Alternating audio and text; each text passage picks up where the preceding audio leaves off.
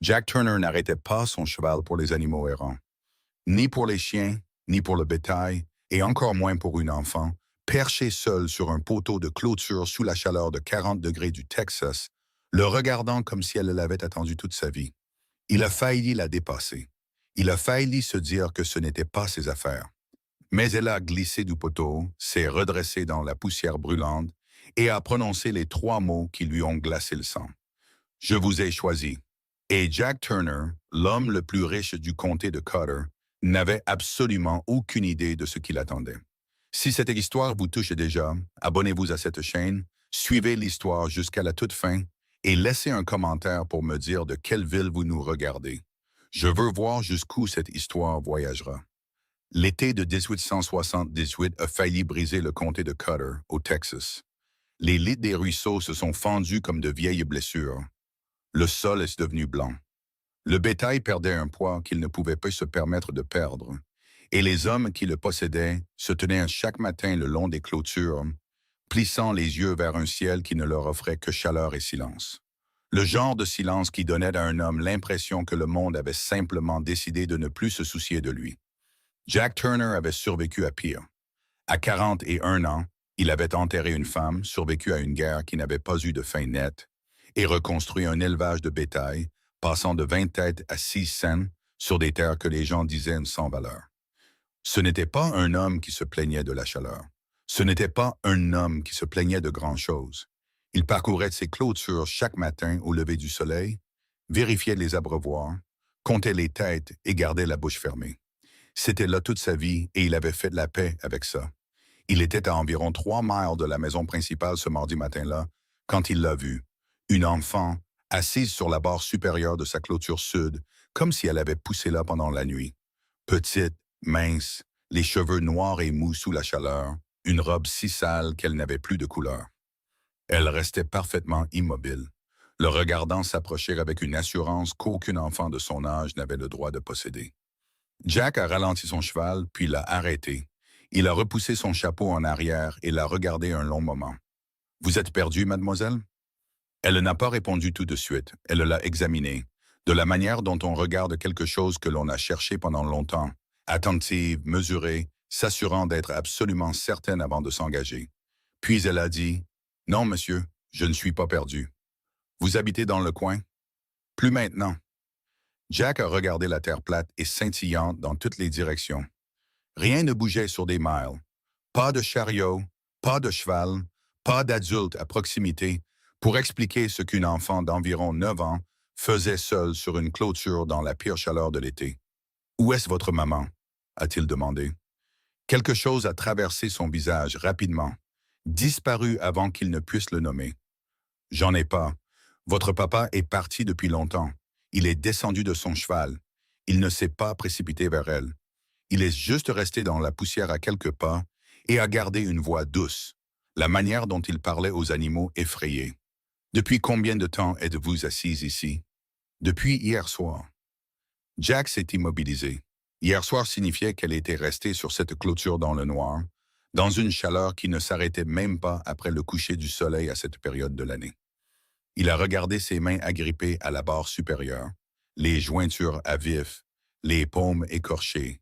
« Vous êtes venu à pied? »« Oui, monsieur. »« D'où? » Elle l'a de nouveau regardé avec ses yeux constants, gris-vert, remarqua-t-il, des yeux de vieille dans un visage de jeune. « Du croisement de la route de Beaumont, dit-elle. Jack connaissait le croisement de la route de Beaumont. C'était à 11 miles au sud. Il l'avait parcouru 2 jours auparavant. « C'est 11 miles, dit-il. Je sais. » Il a détaché sa gourde de la selle et la lui a tendue. Elle l'a prise sans hésitation et a bu comme quelqu'un qui comprenait la soif à un niveau sérieux. Elle a bu jusqu'à ce qu'il dise doucement, « Doucement, trop vite, ça rend malade. » Elle s'est arrêtée immédiatement, s'est essuyé la bouche avec son poignet et la lui a rendue. « Merci, monsieur. Quel est votre nom? »« Lily. »« Lily comment? » Elle a fait une pause. « Juste Lily, ça ira pour l'instant. » Il aurait dû insister. Tout homme sensé aurait insisté.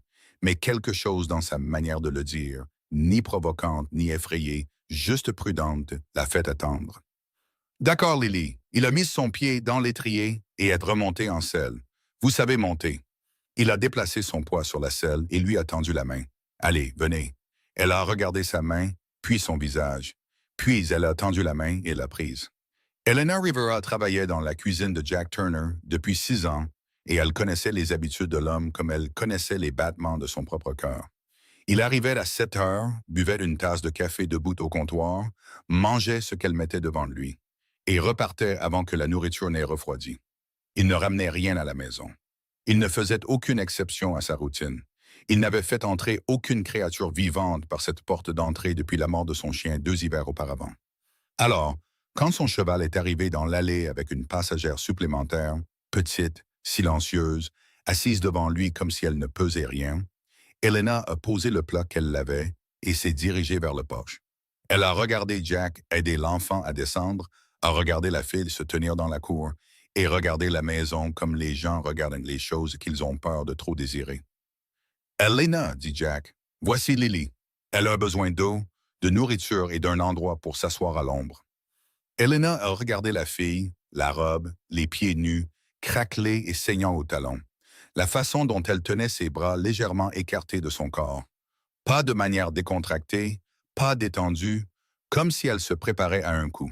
« Bien sûr, dit Elena. Entre, ma chérie. » La fille a d'abord regardé Jack. Il a fait un petit signe de tête, et c'est seulement alors qu'elle a suivi Elena à l'intérieur. Dans la cuisine, Elena a posé un verre d'eau fraîche sur la table et une assiette de pain de maïs restant du petit déjeuner. La fille s'est assise et a mangé lentement, trop lentement pour la faim qu'elle avait manifestement, comme si on lui avait appris que manger vite était dangereux.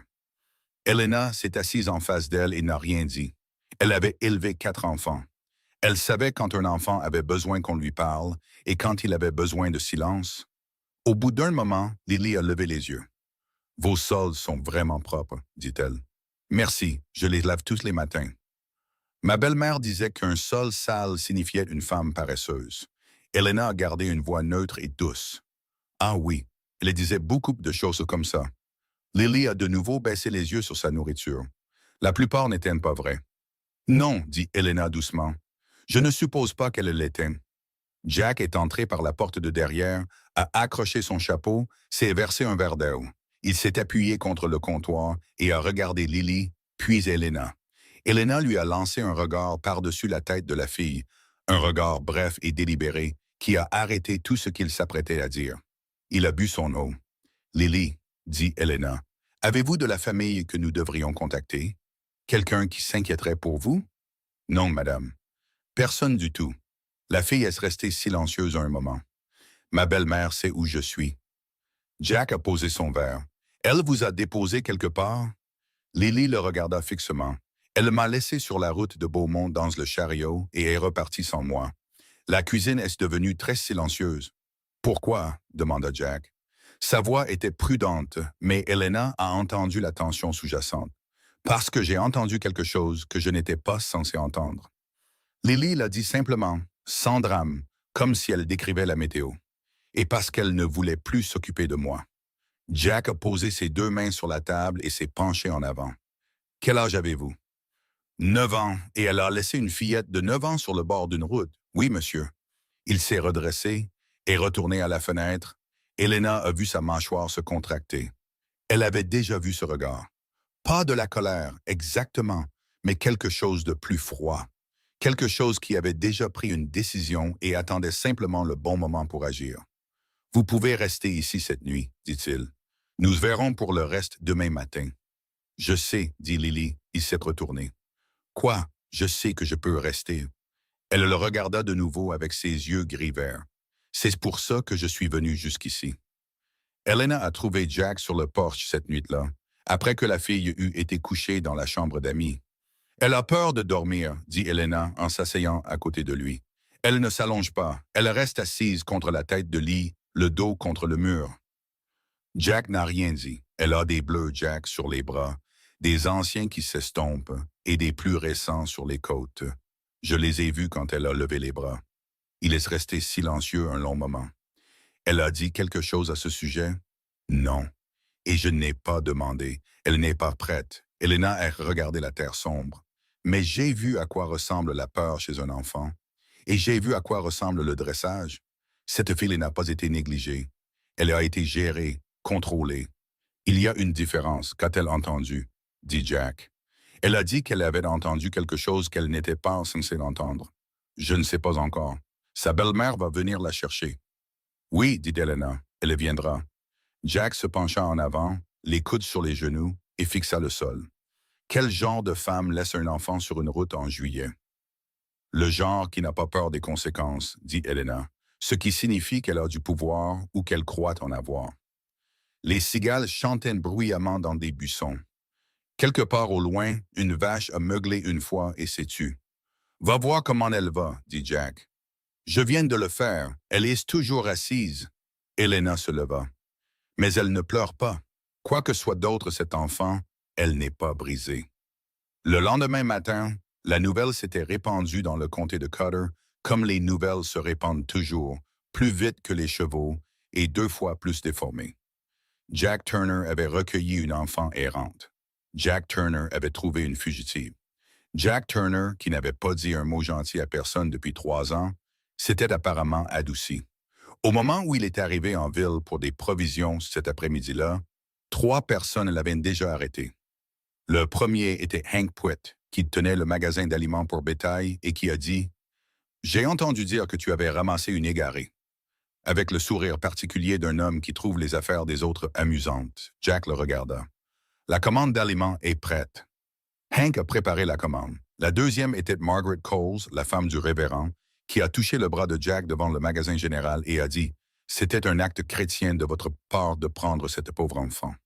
Nous prions tous pour que la situation se résolve rapidement et correctement. » Jack a touché son chapeau. « J'apprécie, madame. » Le troisième était le shérif Dale Orton, qui a attendu que les autres se soient éloignés, puis s'est mis à marcher à côté de Jack sur le trottoir en bois.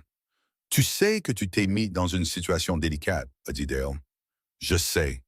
Sa belle-mère est Caroline Brooks. » Jack s'arrêta de marcher. Dale garda la voix basse. « La veuve de Harlan Brooks, oui.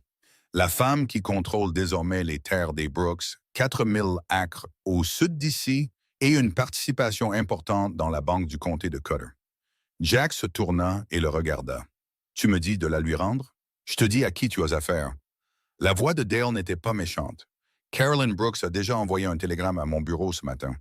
Elle dit que l'enfant s'est enfui. Elle dépose une demande formelle de retour.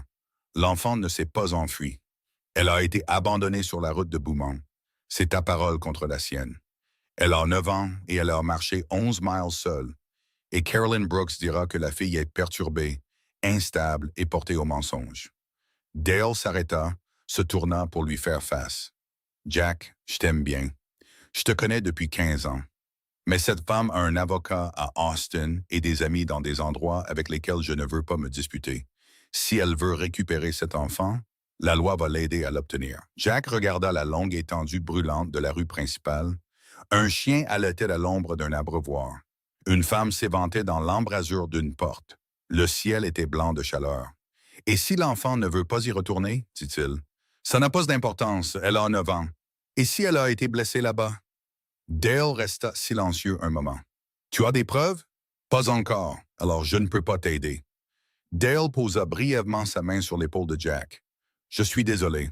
Vraiment. » Jack est rentré chez lui pour trouver Lily assise à la table de la cuisine, avec un morceau de papier et un bout de crayon, écrivant quelque chose avec des lettres soignées et délibérées.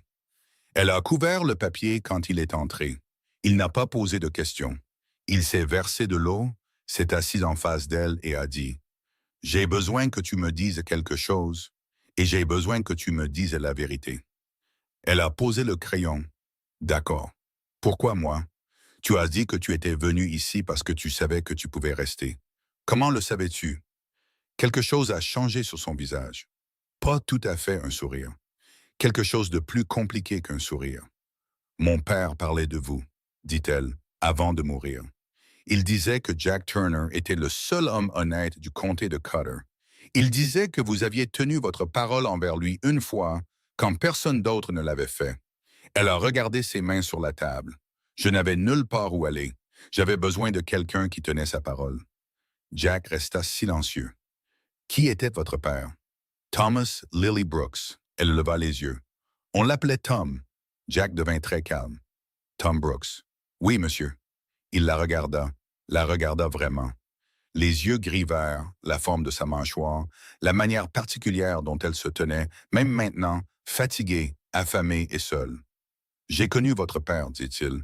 Nous avons gardé du bétail ensemble pendant une saison, il y a 11 ou 12 ans. Je sais, il me l'a dit. C'était un homme bon.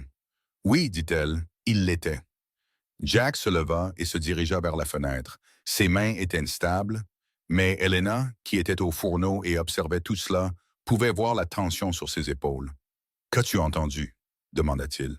« Ce qui t'a fait abandonner sur cette route. » Lily resta silencieuse un long moment, puis elle prit le papier sur lequel elle écrivait et le fit glisser sur la table.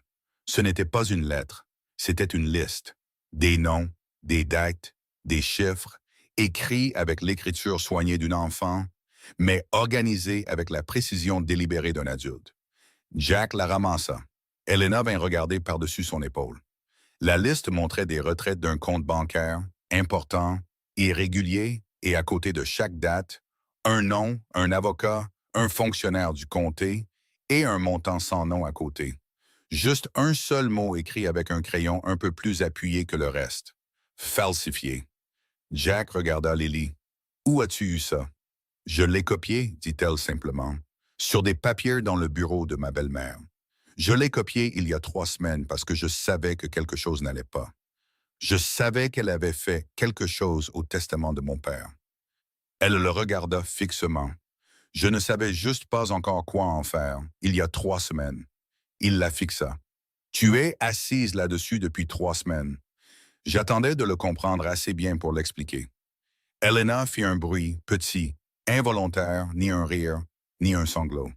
Jack posa le papier très soigneusement sur la table, comme si c'était quelque chose qui pouvait se briser. « Carolyn Brooks va envoyer des gens ici. » Il a dit, « Probablement demain, peut-être ce soir. » Je sais. Et elle va dire que tu es une menteuse, que tu es perturbée, que tu as tout inventé. Lily le regarda sans ciller. « Je le sais aussi. As-tu peur? » Elle y réfléchit. Y réfléchit vraiment, ne répondit pas simplement. « Oui, dit-elle, mais j'avais plus peur en restant là-bas. » Jack regarda cette liste un long moment, puis il regarda Lily. Puis il fit quelque chose qu'Helena ne l'avait pas vu faire depuis 6 longues années. Il tendit la main sur la table et posa sa main sur celle de la fille. « Tu ne retourneras pas là-bas, dit-il. » Lily regarda sa main, sa gorge bougea. « Vous n'êtes pas obligé de faire ça. Je sais que non. Elle vous causera des ennuis, de vrais ennuis. Votre terre, votre... » Lily. Sa voix était calme et définitive. « Tu ne retourneras pas là-bas. » Elle le fixa, et pour la première fois depuis qu'il l'avait trouvée sur ce poteau de clôture, quelque chose sur son visage se brisa. Juste légèrement, sur les bords, comme un nœud qui commence à se desserrer.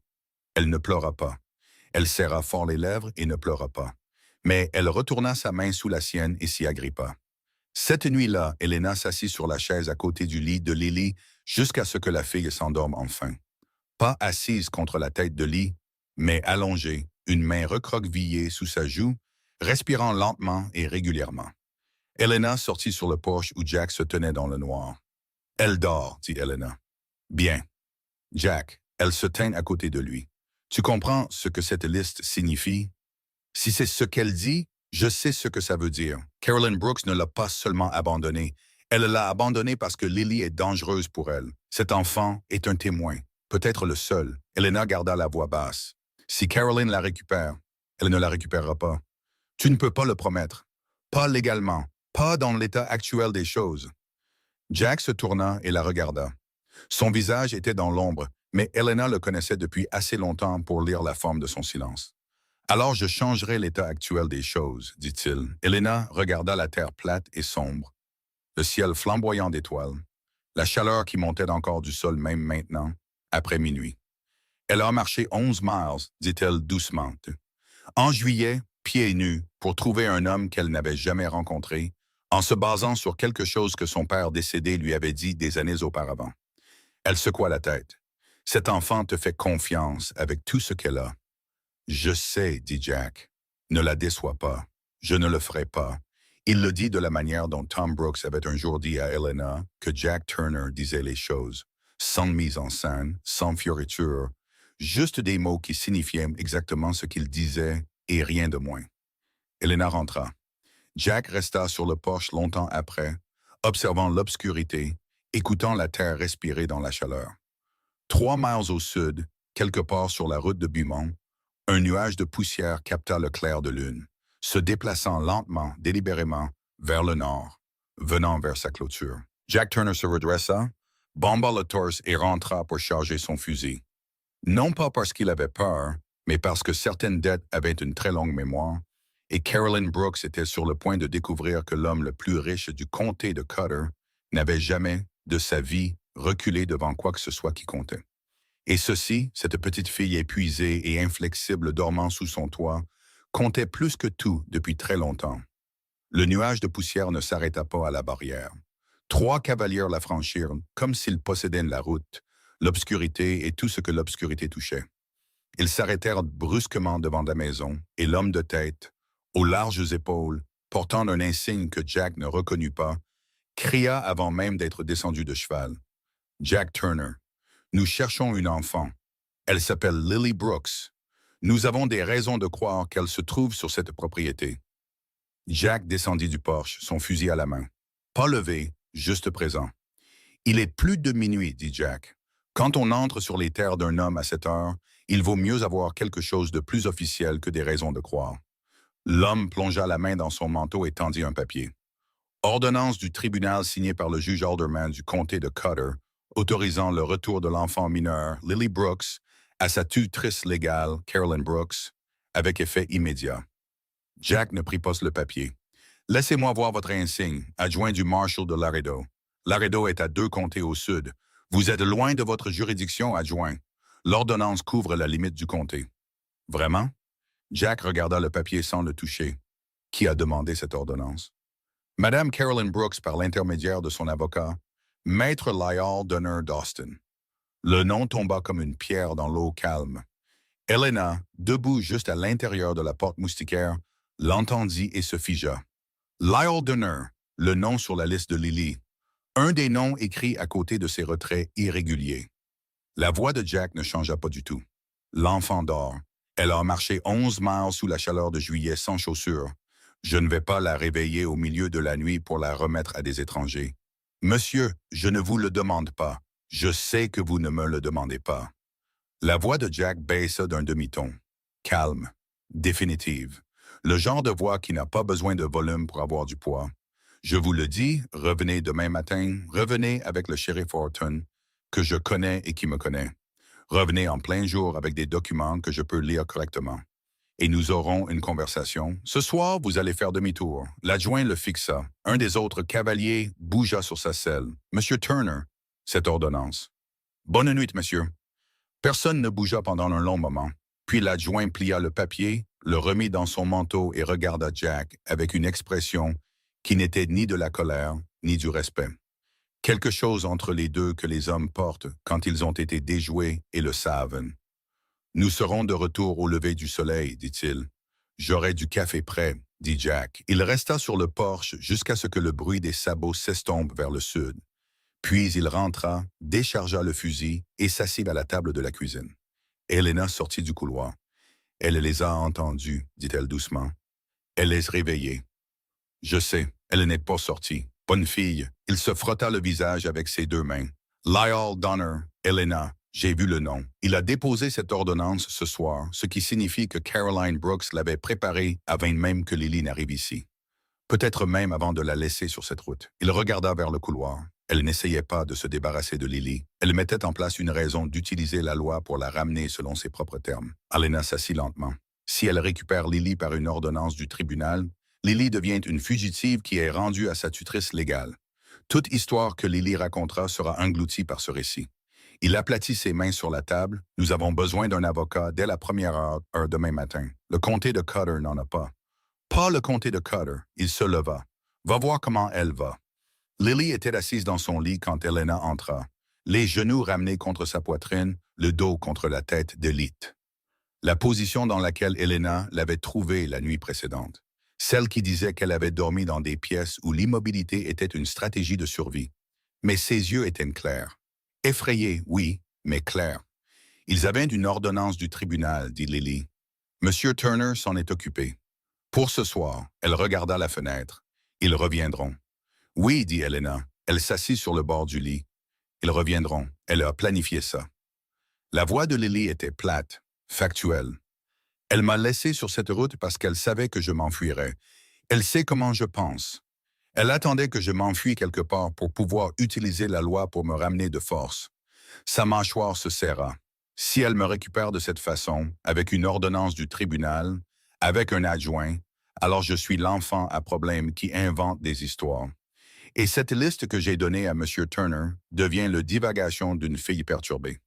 Helena la regarda, 9 ans, assise dans le noir, décortiquant une stratégie juridique que la plupart des hommes adultes n'auraient pas vue avant qu'elle ne se referme sur eux. « Ton père t'a appris à réfléchir, » dit Helena. Quelque chose traversa le visage de Lily. Bref, vif, douloureux. Il m'a appris à faire attention. Il disait que c'était la seule chose que personne ne pouvait vous enlever. Il avait raison. Helena tendit la main et écarta les cheveux de la file de son visage. Lily se figea au contact, ne reculant pas, mais ne s'approchant pas non plus. Comme une créature qui avait appris à se tenir juste au bord du confort, ne faisant pas confiance à ce que ce confort tiendrait. Essaie de dormir. Monsieur Turner ne laissera personne t'emmener ce soir. Comment le savez-vous? Helena pensa à Jack sur le porche, le fusil à la main. La façon dont il avait dit bonne nuit à 3 hommes armés, comme si c'était le dernier mot sur le sujet. Parce que je travaille pour cet homme depuis 6 ans, dit-elle, et je ne l'ai jamais vu commencer quelque chose qu'il n'a pas fini. Lily resta silencieuse un moment. Helena. Oui, je n'invente rien. La liste, tout ce qu'il y a dessus. Je sais, ma chérie, j'ai besoin que vous me croyiez. Pas seulement Monsieur Turner. Vous aussi. Helena la regarda, les yeux de la fille fixes et sérieux, 9 ans et 100 ans à la fois, et sentit quelque chose dans sa poitrine se serrer complètement. « Je te crois, dit-elle. Chaque mot. » Lily s'allongea, pas assise cette fois, allongée à plat, fixant le plafond, les bras le long du corps, comme si elle s'entraînait à quelque chose, s'entraînant à ce que l'on ressent en étant immobile sans avoir peur. Helena resta avec elle jusqu'à ce qu'elle entende sa respiration ralentir et se régulariser. Puis elle alla à la cuisine, mit une casserole d'eau sur le feu et commença à planifier quoi cuisiner pour un homme qui ne dormirait pas et 2 cavaliers qui auraient besoin d'être nourris avant que le soleil ne finisse de se lever. Jack est parti à cheval avant l'aube. Il n'a pas dit à Helena où il allait. Elle n'a pas demandé. Elle a entendu son cheval quitter la cour à 4 heures du matin et elle a mis une tasse supplémentaire sur la table pour son retour. Il est revenu à 7 heures et il n'était pas seul. L'homme qui est entré derrière lui était grand, mince, la soixantaine passée, avec une barbe grise et la posture particulière de quelqu'un qui s'était tenu si souvent devant des juges que se tenir droit était devenu un instinct. Il portait une sacoche en cuir dans une main et a enlevé son chapeau de l'autre. « Voici Samuel Greer, » dit Jack. « C'est un avocat, il va parler à Lily. » Helena regarda Greer. « D'où aidez-vous? »« Harlow Junction, » dit Greer. Sa voix était sèche et précise, comme de l'eau coulant sur du gravier. Jack m'a réveillé. Je suis venu parce que Jack Turner réveillant un homme avant l'aube n'est pas quelque chose qui arrive sans raison. Il a tiré la chaise en face de la porte de la cuisine et s'est assis, a ouvert sa sacoche, a sorti une paire de lunettes, les a mises et a regardé Helena par-dessus. J'aimerais voir l'enfant. Helena est allée chercher Lily. Lily est sortie déjà habillée, la même robe en ruine, mais elle avait fait ce qu'elle pouvait avec, et elle avait tressé ses propres cheveux. Elle s'est assise en face de Greer et l'a regardé avec ses yeux gris-verts sans rien dire en premier. Greer n'a rien dit en premier non plus. Ils se sont jaugés un moment, puis Greer a dit « Jack me dit que vous avez une liste. »« Oui, monsieur. Puis-je la voir? » Lily a regardé Jack, qui a hoché la tête. Elle a fait glisser le papier sur la table. Greer l'a pris et l'a lu lentement. Son expression n'a pas changé. Ses yeux ont parcouru chaque ligne, chaque chiffre, chaque date, et quand il a atteint le bas, le seul mot écrit au crayon plus appuyé, il s'est arrêté. « Falsifié, dit-il, pas une question. »« Oui, monsieur. Le testament de mon père. L'original me laissait tout, en fiducie jusqu'à ma majorité. Le testament qui a été déposé après sa mort, j'en ai trouvé une copie. C'est différent. Les montants des biens sont les mêmes, mais le fiduciaire a changé. Au lieu du frère de mon père en Géorgie, le fiduciaire indiqué est Leal Donner. Greer a enlevé ses lunettes. Vous avez lu les deux testaments côte à côte? Oui, monsieur. Mon père m'a montré l'original une fois. Il m'a dit où il le gardait. Après sa mort, je l'ai trouvé. Puis j'ai trouvé l'autre, celui qui a été déposé dans les papiers de ma belle-mère. J'ai recopié les différences. Où est-ce le testament original maintenant? Lily a plongé la main dans l'encolure de sa robe et en a sorti un morceau de papier plié. Pas la liste. Quelque chose de plus paille, de plus vieux, plié de nombreuses fois. Elle l'a posé sur la table.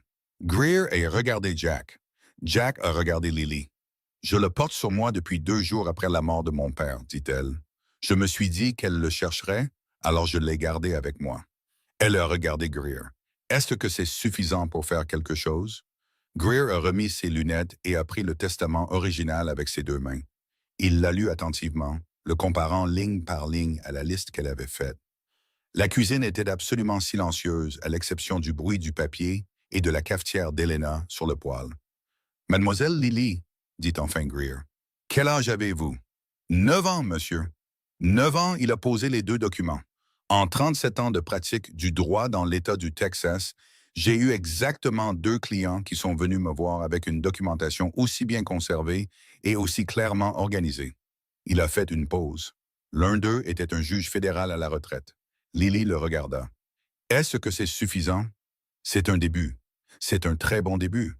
Il a regardé Jack. Nous devons agir rapidement. L'ordonnance du tribunal qu'ils ont signifiée hier soir a été déposée auprès du tribunal du juge Alderman. Et Alderman a eu des démêlés avec Donner depuis 15 ans. Nous ne pouvons pas nous battre dans la salle d'audience d'Alderman.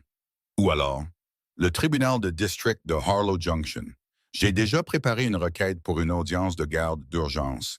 Je l'ai rédigée dans le chariot en venant d'ici. Il a sorti un 2e document de sa sacoche et l'a posé sur la table. Si je dépose ça avant midi, nous aurons une audience d'ici 1 semaine. Les adjoints de Laredo ne peuvent pas retirer l'enfant de cette propriété tant que cette requête est active, à condition que nous puissions obtenir une suspension d'un juge de district.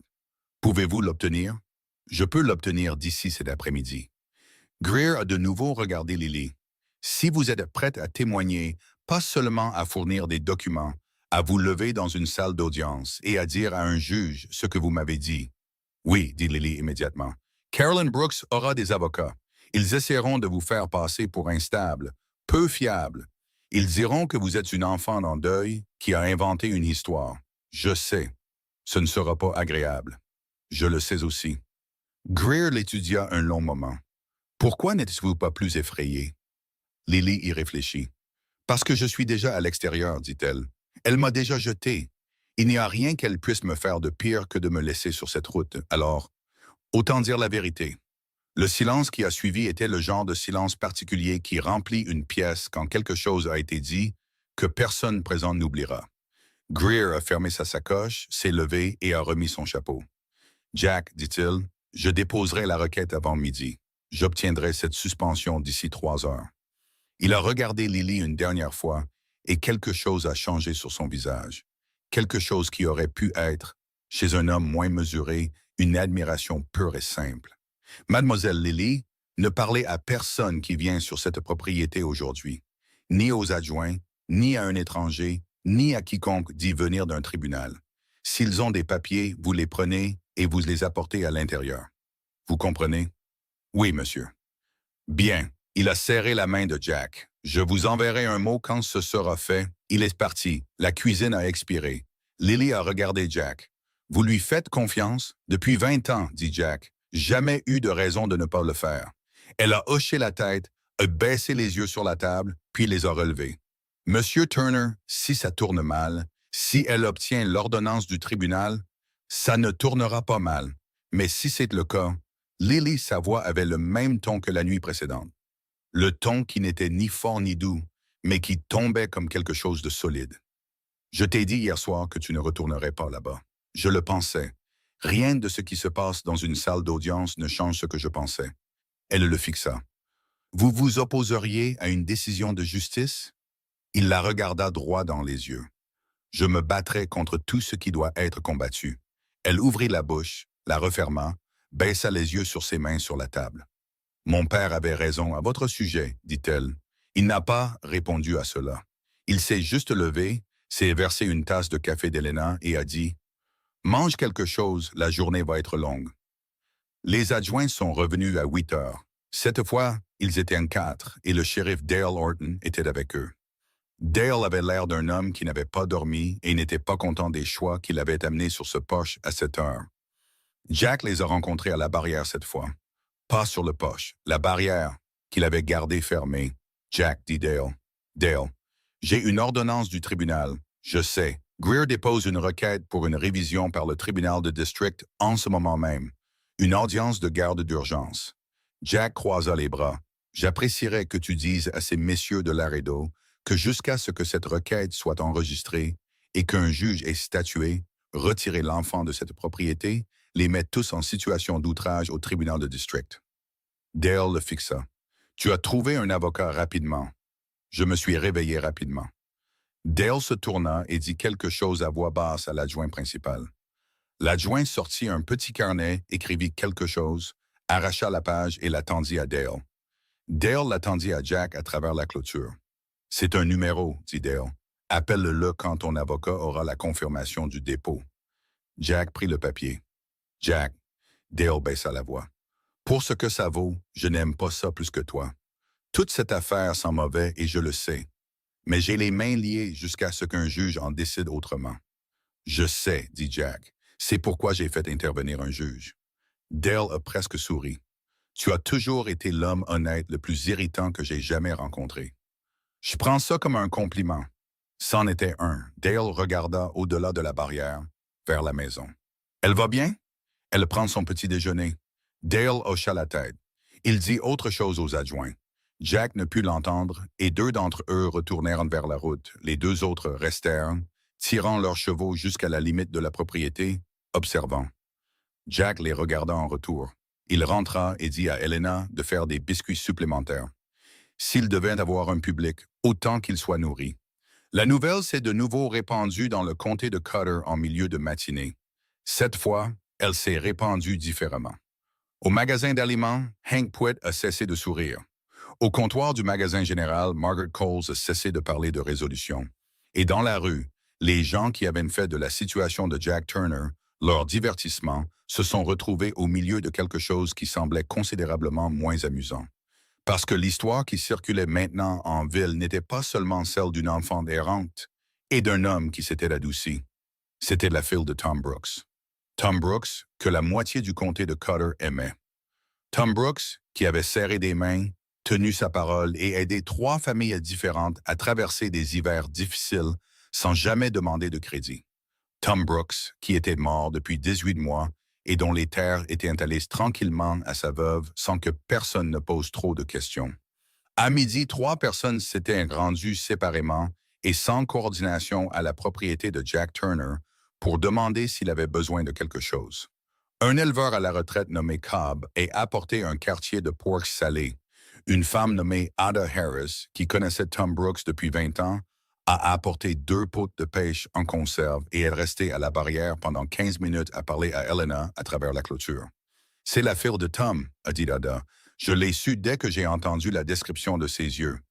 Grise verte, toute comme lui. » Elle a pressé les peaux dans les mains d'Elena. « Tu diras à Jack Turner que s'il a besoin de témoins de moralité pour une audience, Ada Harris sera dans cette salle d'audience. Tu m'entends? » Elena a pris les peaux et a dit « Je vous entends. » À 2 heures de l'après-midi, Samuel Greer a envoyé un cavalier avec une seule note pliée. Jack l'a ouverte dans la cuisine avec Lily assise en face de lui. Il l'a lue une fois, puis une autre, puis il l'a posée sur la table et a regardé Lily avec une expression qu'elle n'avait jamais vue sur lui auparavant. Pas tout à fait un sourire, pas tout à fait un soulagement, quelque chose de plus lourd et de plus prudent que l'un ou l'autre. « Le tribunal de district a accordé la suspension, dit-il. Personne ne peut vous retirer de cette propriété en attendant l'audience. La date de l'audience est fixée à dans 6 jours. » Lily ne bougea pas. « Tu comprends ce que ça veut dire, dit-elle, Pam? Ça veut dire que j'ai 6 jours. Ça veut dire que tu as 6 jours protégés par une ordonnance du tribunal de district. Ça veut dire que les adjoints de Laredo doivent se retirer. Ça veut dire que Caroline Brooks ne peut pas te toucher par la loi avant cette audience. Il se pencha en avant. Et à cette audience, tu pourras parler. Lily fixa la table. Sa gorge bougea. Elle appuya ses 2 mains à plat sur le bois comme si elle avait besoin de sentir quelque chose de solide sous elle. « 6 jours, dit-elle à nouveau. « 6 jours, dit Jack. Et Greer est bon. Il est très bon. » Elle leva les yeux vers lui. Sa voix sortit plus faible que d'habitude, plus petite, et elle la rattrapa immédiatement, la reprit, mais pas avant que Jack ne l'entende. Et si ce n'est pas assez? Il la regarda un long moment, cet enfant qui avait marché 11 miles pieds nus sous la chaleur de juillet, qui avait caché un testament dans sa robe pendant 18 mois, qui s'était assise en face d'un avocat à 9 ans et avait organisé ses preuves comme si elle était née pour ça. Il pensa à Tom Brooks, qui lui avait dit une fois lors d'une froide transhumance: « Le problème avec ce monde n'est pas qu'il manque de bonnes personnes, c'est que les bonnes personnes continuent de décider que leur bonté n'est pas suffisante. » « Ce sera suffisant, dit Jack, parce que tu es suffisante. » La mâchoire de Lily se serra. Elle pressa fort ses lèvres. Et comme la nuit précédente, juste sur les bords, juste pour un moment, quelque chose en elle se relâcha. Elle ne pleura pas, mais elle tendit la main sur la table et posa sa main sur la sienne, de la même manière qu'elle l'avait fait la nuit précédente, avec cette prise délibérée et prudente qui n'avait rien à voir avec une enfant tenant la main d'un étranger, et tout à voir avec quelqu'un qui apprenait pour la première fois depuis longtemps que s'accrocher était permis. Jack ne bougea pas, elle non plus. Dehors, la chaleur de l'après-midi pesait sur tout.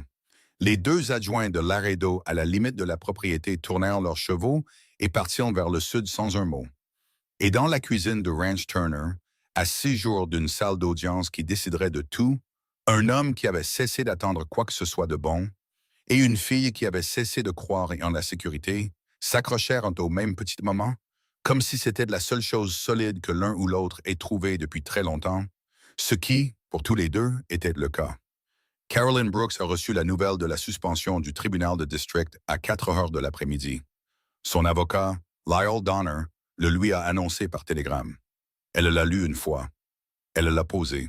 Elle a pris un verre sur la table d'à côté d'elle et l'a jeté contre le mur.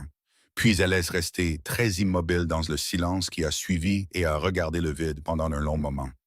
Elle l'a gardé, dit-elle, à personne en particulier, à la pièce vide, au fait qui venait de réorganiser tout ce qu'elle pensait contrôler. La fille l'a vraiment gardé. Elle n'avait pas cru, pas un seul instant en 18 mois, qu'une enfant de 9 ans ait la patience ou le cran de s'accrocher à ce document et d'attendre le bon moment. Elle avait sous-estimé Lily Brooks. Et cela, plus que l'ordonnance du tribunal, plus que Jack Turner et son fusil sur son poche, plus que Samuel Greer et tout ce qu'il venait de déposer au tribunal de district, était la chose qui a instillé une peur réelle chez Caroline Brooks pour la première fois depuis que Tom Brooks avait cessé de respirer. Elle s'assit, prit une profonde inspiration et prit sa plume. Si 6 jours étaient tout ce qu'elle avait avant cette salle d'audience, alors 6 jours étaient ce qu'elle allait utiliser. Les 6 jours ne se sont pas passés tranquillement. Caroline Brooks s'en est assurée. Le premier jour, elle a envoyé une femme nommée Madame Pratt, à la voix douce, bien habillée, portant un dossier en cuir, à la propriété Turner sous le titre d'examinatrice du bien-être de l'enfant.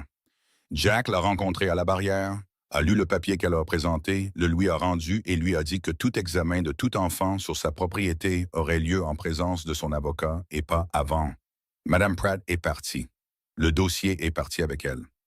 Le deuxième jour, 2 hommes de la banque du comté de Cotter sont venus informer Jack que son prêt en cours, un solde modeste qu'il avait maintenu pendant des années sans problème, avait été rappelé pour un remboursement immédiat, montant total, 30 jours pour régler ou commencer les procédures de saisie.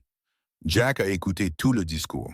Puis il a dit: « Dites à celui qui a pris cette décision que je déplacerai mes comptes à la First Federal de Harlow Junction d'ici la fin de la semaine. » Les hommes de la banque se sont regardés. « Monsieur Turner, ce n'est pas quelque chose qui peut simplement être bonne journée, messieurs. » Il est rentré, a écrit 3 lettres et a demandé à son employé de ranch de les poster avant le midi.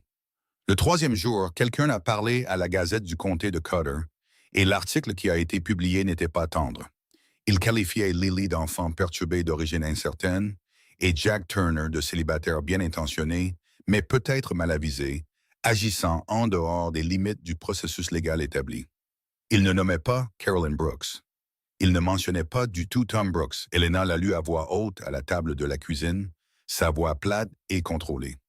Lily a tout écouté sans expression. Puis elle a dit, elle a écrit ça elle-même ou a dit à quelqu'un quoi écrire. Cette phrase exacte, origine incertaine, c'est ce qu'elle disait de moi aux visiteurs. Ça veut dire qu'elle a peur.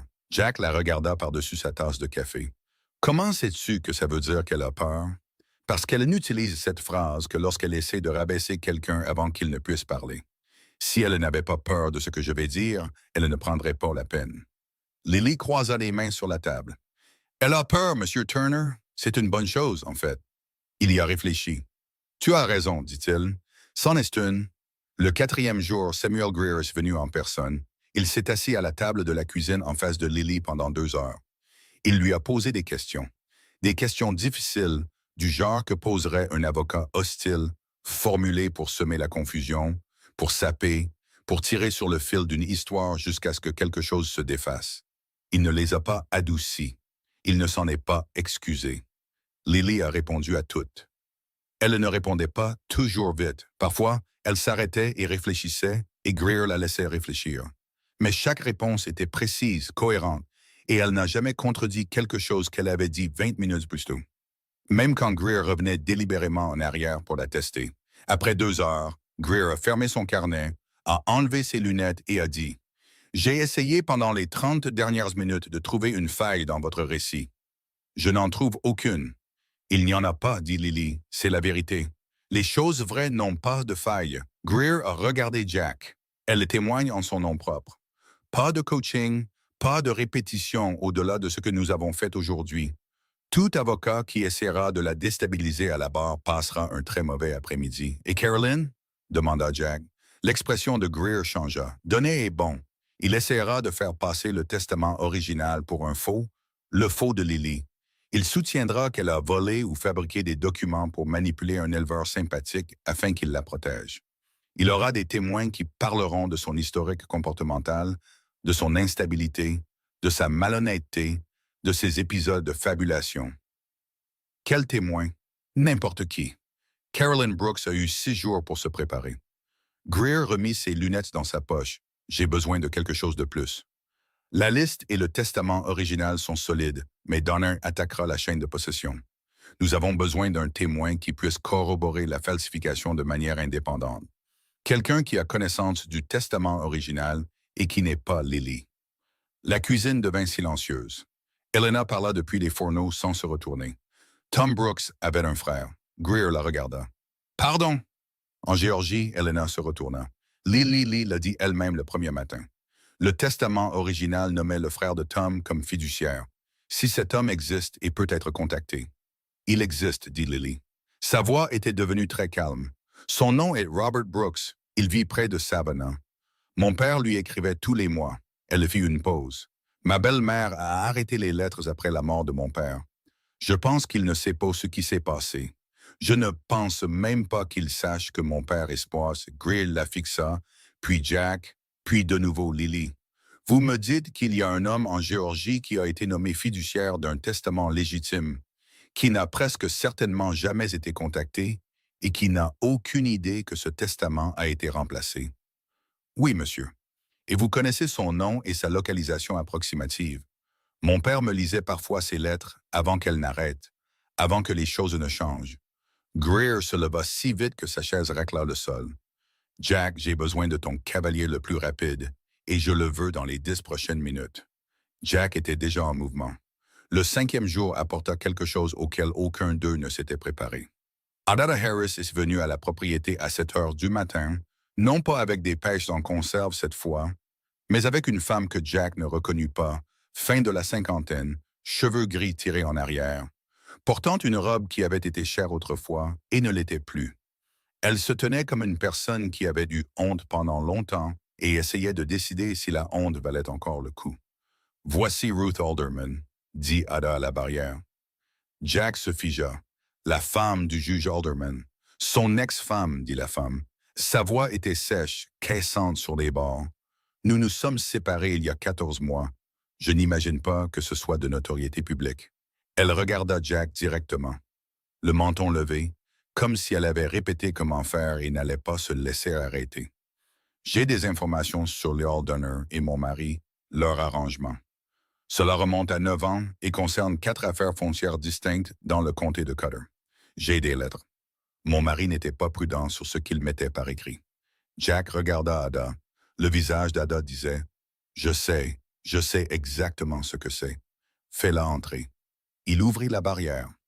Ruth Alderman s'assit à la table de la cuisine qui était devenue en 6 jours une sorte de salle de guerre. Elle ouvrit un sac en tissu et posa une pile de lettres liées par une ficelle. Elle ne toucha pas son café. Elle regarda Lily, la regarda vraiment, comme les adultes regardent rarement les enfants, comme si elle la prenait au sérieux et dit « Vous êtes la fille de Tom Brooks. » « Oui, madame, j'ai connu votre père un peu. C'était un homme décent, dit-elle, la mâchoire serrée. Mon mari ne l'est pas, et j'ai passé 14 mois à décider si c'était mon problème à porter. » Elle poussa les lettres sur la table. Ça ne l'est pas. Greer arriva 1 heure plus tard. Il lut chaque lettre. Il les lut 2 fois. Quand il eut fini, il les posa avec la même assurance prudente qu'il avait utilisée avec le testament original de Lily, et il regarda le plafond un moment. « Ruth, dit-il doucement, comprenez-vous ce que vous proposez de faire? »« Témoigner, dit-elle. Oui, je comprends. Votre mari niera tout. Donné essaiera de détruire votre crédibilité. »« Ma crédibilité, dit-elle, n'est pas quelque chose que mon mari m'a laissé de toute façon. Je n'ai pas grand-chose de plus à perdre. » Elle regarda ses mains. « Mais cet enfant, si. Et je sais à quoi ça ressemble quand une femme utilise la loi comme une arme et appelle ça la justice. » Sa voix se durcit. Je l'ai vu de très près. La pièce retint cela un moment. Lily regarda Ruth Alderman par-dessus la table. « Merci, dit-elle, simplement, sans drame, juste les 2 mots et tout le poids de ce qu'il coûte à quelqu'un d'entendre de la part d'un enfant qu'il vient de rencontrer. » Le menton de Ruth trembla 1 fois. Elle l'arrêta. « Ne me remerciez pas encore, dit-elle. Attendez que ce soit fini. » La nuit avant l'audience, Jack a trouvé Lily assise sur les marches du porche dans le noir. Elle ne faisait rien, juste assise, les avant-bras sur les genoux, regardant la terre. La chaleur s'était légèrement adoucie à cette heure. Pas partie, jamais partie en juillet, mais moins brutale. Le ciel était immense au-dessus du sol plat, plus d'étoiles que de noir. Jack s'est assis à côté d'elle. Aucun d'eux n'a rien dit pendant un moment. « Tu as peur? » demanda-t-il. « Oui. » Elle n'a pas fait semblant. « Et vous, un peu? » Elle le regarda de côté. « De quoi avez-vous peur? » Il resta silencieux un moment. « De ne pas être à la hauteur, d'avoir fait tout ce que je sais faire et que ce ne soit toujours pas assez. » Lily a retourné ça dans sa tête. « Mon père disait que le résultat n'est pas l'important. C'est d'essayer qui est important. » Elle a fait une pause. Je pensais que c'était quelque chose que les gens disaient quand ils savaient qu'ils allaient perdre. Peut-être. Mais j'y ai réfléchi davantage. Elle a de nouveau regardé le ciel. Il a essayé toute sa vie. Il a essayé de construire quelque chose de bien. Il a essayé de me laisser en sécurité. L'effort ne l'a pas sauvé, mais il m'a produite. Et j'ai produit la liste. Et la liste a produit ce soir, assise sur ce porche, pas sur cette route. Elle resta silencieuse un moment. Alors peut-être que les efforts se cumulent. Peut-être que ça ne paye pas la première fois, mais que ça continue à travers les gens jusqu'à ce que ça finisse par payer. Jack la regarda. C'est une pensée très sérieuse. J'ai eu beaucoup de temps pour penser. Vraiment? Elle regarda ses propres mains. Monsieur Turner, quoi qu'il arrive demain, je veux que vous sachiez que vous avez déjà fait la chose. Vous avez déjà... Elle s'arrêta, recommença. Vous vous êtes arrêté. Vous n'étiez pas obligé de vous arrêter. Vous avez failli ne pas le faire, mais vous l'avez fait. Et ça, cette seule décision, c'est la chose que personne ne peut reprendre. Ni Caroline, ni un juge, ni une ordonnance du tribunal. Sa voix était stable mais fine, comme un fil de fer tendu. Alors, quoi qu'il arrive, vous avez déjà fait ce qui comptait. Jack resta silencieux un long moment. Ton père serait fier de toi, dit-il. Elle serra fort les lèvres. Toute sa mâchoire se contracta. Je sais, dit-elle. Et ce n'était pas arrogant. C'était juste le deuil réduit à sa vraie forme. Je sais qu'il le serait. Ils restèrent assis dans le noir pendant une autre demi-heure. Aucun d'eux n'est rentré le premier. Ils sont juste restés là, ensemble, dans le silence particulier de deux personnes qui n'ont plus rien à planifier et qui n'ont plus que la nuit avant quelque chose d'énorme. Finalement, Elena les a appelés pour le souper. Ils y sont allés. La salle d'audience de Harlow Junction pouvait accueillir 80 personnes. Au moment où les portes se sont ouvertes à 8 heures du matin, il y en avait 140 qui attendaient dehors. Tous n'étaient pas du comté de Cutter. L'histoire de la fille de Tom Brooks, du testament falsifié, de la fillette de 9 ans qui avait marché 11 miles pieds nus et avait un document original caché dans sa robe pendant 18 mois. Cette histoire s'était déplacée plus vite et plus loin que le petit article prudent de la Gazette. Elle s'était déplacée à travers le comté comme les choses vraies se déplacent, de personne à voix basse, avec le poids de quelque chose que les gens reconnaissaient, même s'ils ne pouvaient pas le nommer. Jack a fait entrer Lily par l'entrée latérale avec Greer. Elle portait une robe propre qu'Elena avait trouvée quelque part, blanche, simple, soigneusement repassée. Ses cheveux étaient tressés, elle ne portait rien. Elle ressemblait exactement à ce qu'elle était, une enfant. C'était intentionnel. Greer ne lui avait pas dit d'avoir l'air vulnérable. Il lui avait dit de ne rien jouer. « Sois juste ce que tu es », lui avait-il dit ce matin-là au petit déjeuner. Une fillette de 9 ans qui dit la vérité. N'ajoute rien à ça, n'enlève rien. Carolyn Brooks est arrivée par l'entrée principale avec Lyle Donner et 2 associés. Elle portait du noir, toujours en deuil, toujours la veuve, et elle se déplaçait dans la foule comme les gens se déplacent quand ils sont certains que la pièce leur appartient. Son visage était composé, ses mains étaient immobiles. Elle n'a pas regardé Jack. Elle a regardé Lily et Lily l'a regardé en retour. Cela a duré moins de 3 secondes. Puis Carolyn a détourné le regard la première. Greer l'a remarqué. Il n'a rien dit, mais il l'a remarqué. Le juge de district Harlan Cruz a appelé le tribunal à l'ordre à 9 heures précises. Il avait 60 ans, solide, impénétrable, le genre d'homme dont le visage avait cessé d'annoncer ses pensées vers la quarantaine. Il a regardé la galerie bondée, les 2 tables, l'enfant assise à côté du grand avocat sur le côté gauche, et il a dit « Ceci est une procédure de garde et de succession. Ce n'est pas un spectacle. Quiconque en fera un sera expulsé. Sommes-nous clairs? » La galerie s'est tue. Donné a commencé. Il était lisse, exactement aussi lisse que Greer l'avait promis. Le genre de lisse qui ressemble à de l'honnêteté de loin. Il a exposé la demande de Carolyn Brooks.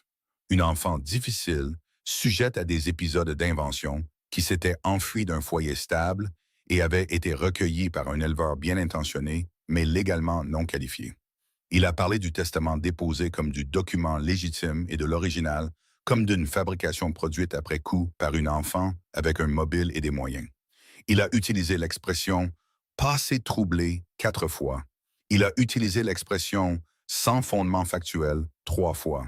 Il était très bon. La galerie se penchait vers lui sans le vouloir. Puis Greer s'est levé. Il n'a pas élevé la voix. Il n'a pas utilisé de phrase. Il a exposé une séquence de faits comme un homme construit une clôture. Poteau par poteau, serré, sans espace, les dates de la liste de retrait contre les dates du testament déposé. Le nom de Lyle Donner apparaissant sur les 2. Les lettres de Ruth Alderman, présentées comme preuve avant que Donner ne puisse s'y opposer, montrant une correspondance de 9 ans entre Donner et le juge Alderman du comté de Cutter concernant des décisions favorables dans des litiges fonciers. Le testament original signé et attesté, antérieur de 3 ans à la version déposée et nommant Robert Brooks de Savannah, Géorgie, comme fiduciaire. À la mention de Robert Brooks, le stylo de Donner a cessé de bouger sur son bloc-notes. Greer l'a vu.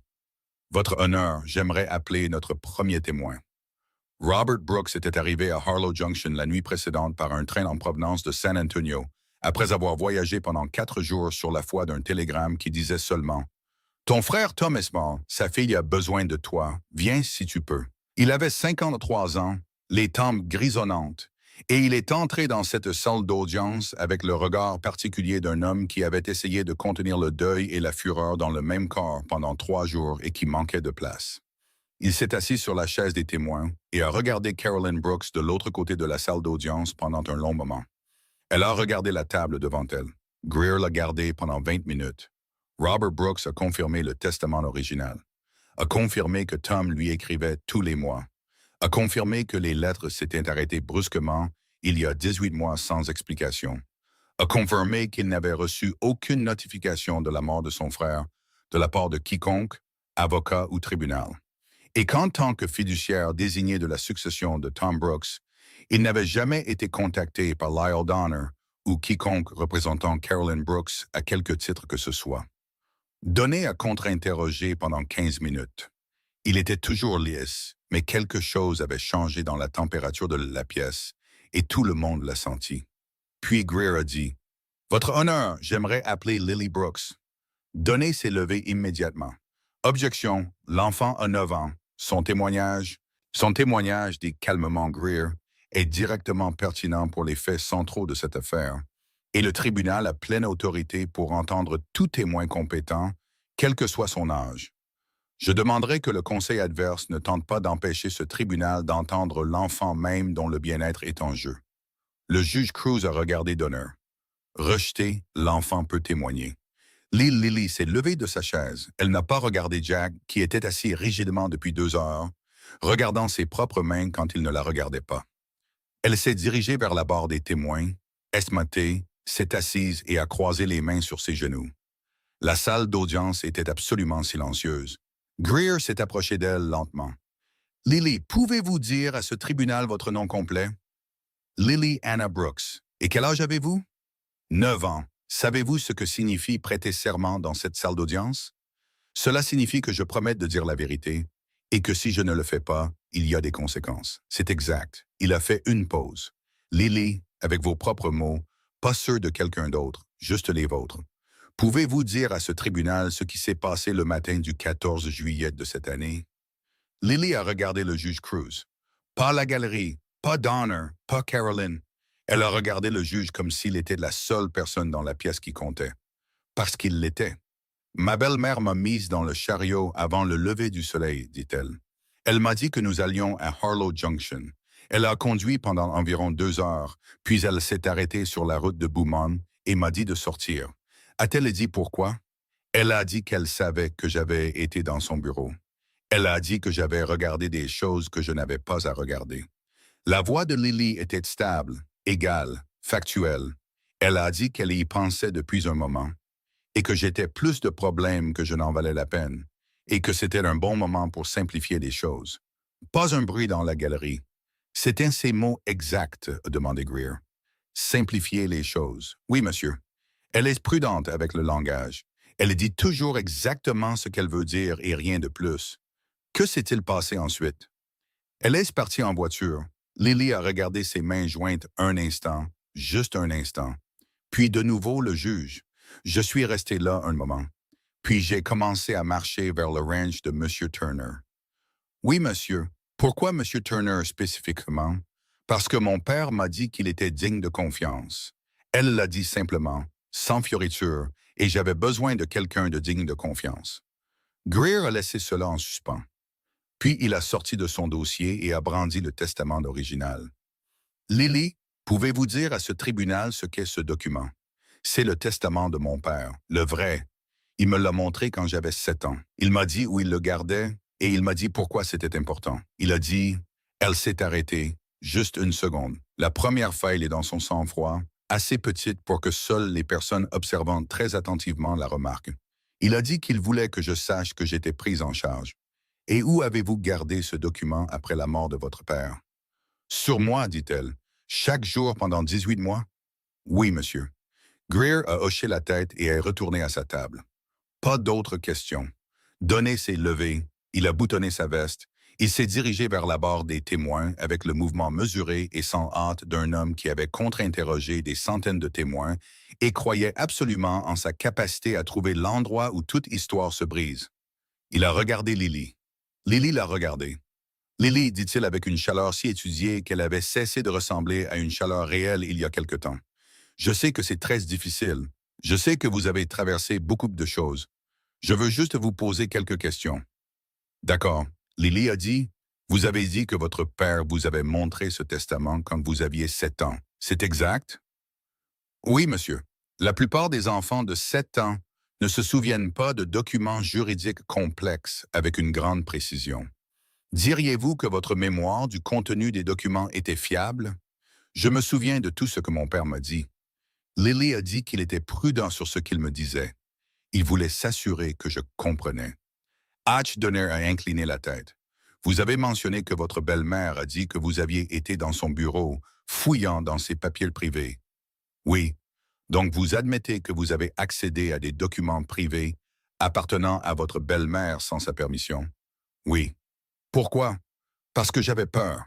Elle l'a dit sans hésitation. J'avais peur depuis longtemps et j'avais besoin de comprendre ce qui arrivait à la succession de mon père. Vous aviez peur. Donné à hocher la tête lentement. Lily, est-il possible que la peur vous ait amené à mal lire ce que vous avez trouvé, à mal interpréter des documents qui étaient en fait légitimes? Non, monsieur. Êtes-vous certaine? Parce que les documents juridiques sont complexes. Même les adultes les lisent parfois mal. Je les ai comparés ligne par ligne. Lily a dit, « J'ai lu celui que mon père m'a montré. J'ai lu celui dans son bureau. J'ai noté chaque différence. J'ai une très bonne compréhension de la lecture. » Elle a croisé son regard. Mon père m'a appris. Une ondulation a parcouru la galerie. Donné a souri. Ça n'a atteint rien. Vous êtes une jeune femme très intelligente, mais l'intelligence peut parfois nous faire voir des schémas qui n'existent pas. Diriez-vous que c'est possible? Je dirais, a répondu Lily, qu'il est aussi possible qu'une personne espère qu'une fillette de 9 ans puisse être amenée à douter d'elle-même devant un juge. Elle a fait une pause. C'est aussi un schéma. La galerie a expiré d'un seul coup. Le sourire de Donner s'est figé. Le juge Cruz n'a fait aucune expression, mais il a écrit quelque chose sur le papier devant lui. Donner a récupéré en douceur. Il était assez bon pour ça et a passé 10 minutes de plus à tourner en rond, à reformuler, à aborder sous différents angles. Chaque fois, Lily a répondu avec précision, cohérence et sans chaleur. Elle n'a pas joué la colère. Elle n'a pas joué la peur. Elle a simplement dit la vérité dans toutes les directions possibles où il la poussait, et la vérité a tenu à chaque fois. Quand il a finalement dit « pas d'autres questions », il est retourné à sa table avec la démarche d'un homme qui jouait encore la confiance et savait que tout le monde qui regardait connaissait la différence. Greer s'est levé. « Votre honneur, le plaignant appelle Ruth Alderman. » La tête de Carolyn Brooks s'est relevée. Pour la première fois depuis son entrée dans cette salle d'audience, son sang-froid a vacillé. Pas beaucoup, juste assez. Un resserrement autour des yeux, une immobilité dans ses mains qui était trop délibérée. Greer l'a vu. Jack l'a vu. Et de l'autre côté de la salle d'audience, Lily l'a vu aussi. Elle a regardé Jack pour la première fois depuis qu'elle avait pris la parole. Leurs yeux se sont croisés à travers la salle bondée, à travers 80 personnes retenant leur souffle, à travers 6 jours et 11 miles, et chaque décision que tous les deux avaient prise et qui avait mené à ce moment précis. Il lui a fait le plus petit signe de tête. Elle s'est retournée pour faire face à l'avant, alors que Ruth Alderman entrait par la porte latérale et s'installait sur la chaise des témoins comme une femme qui a eu peur pendant très longtemps et a finalement décidé d'arrêter. Ruth Alderman ne s'est pas agitée sur la chaise des témoins. Elle n'a pas regardé ses mains, ni la galerie, ni le sol. Elle a regardé Samuel Greer et a répondu à chaque question qu'il lui posait avec la précision plate et délibérée d'une femme qui avait répété ce moment dans sa tête tant de fois que le faire réellement était devenu, sinon facile, du moins survivable. Elle a confirmé son nom, son ancienne relation avec le juge Cornelius Alderman du comté de Cotter, la durée de leur mariage, l'année où il a pris fin. Puis Greer a pris la première lettre. « Madame Alderman, pouvez-vous identifier ce document? » Oui, c'est une lettre écrite par mon mari à Leal Donner, datée de mars 1872. Je l'ai trouvée dans le bureau de mon mari. Je l'ai gardée. Pourquoi l'avez-vous gardée?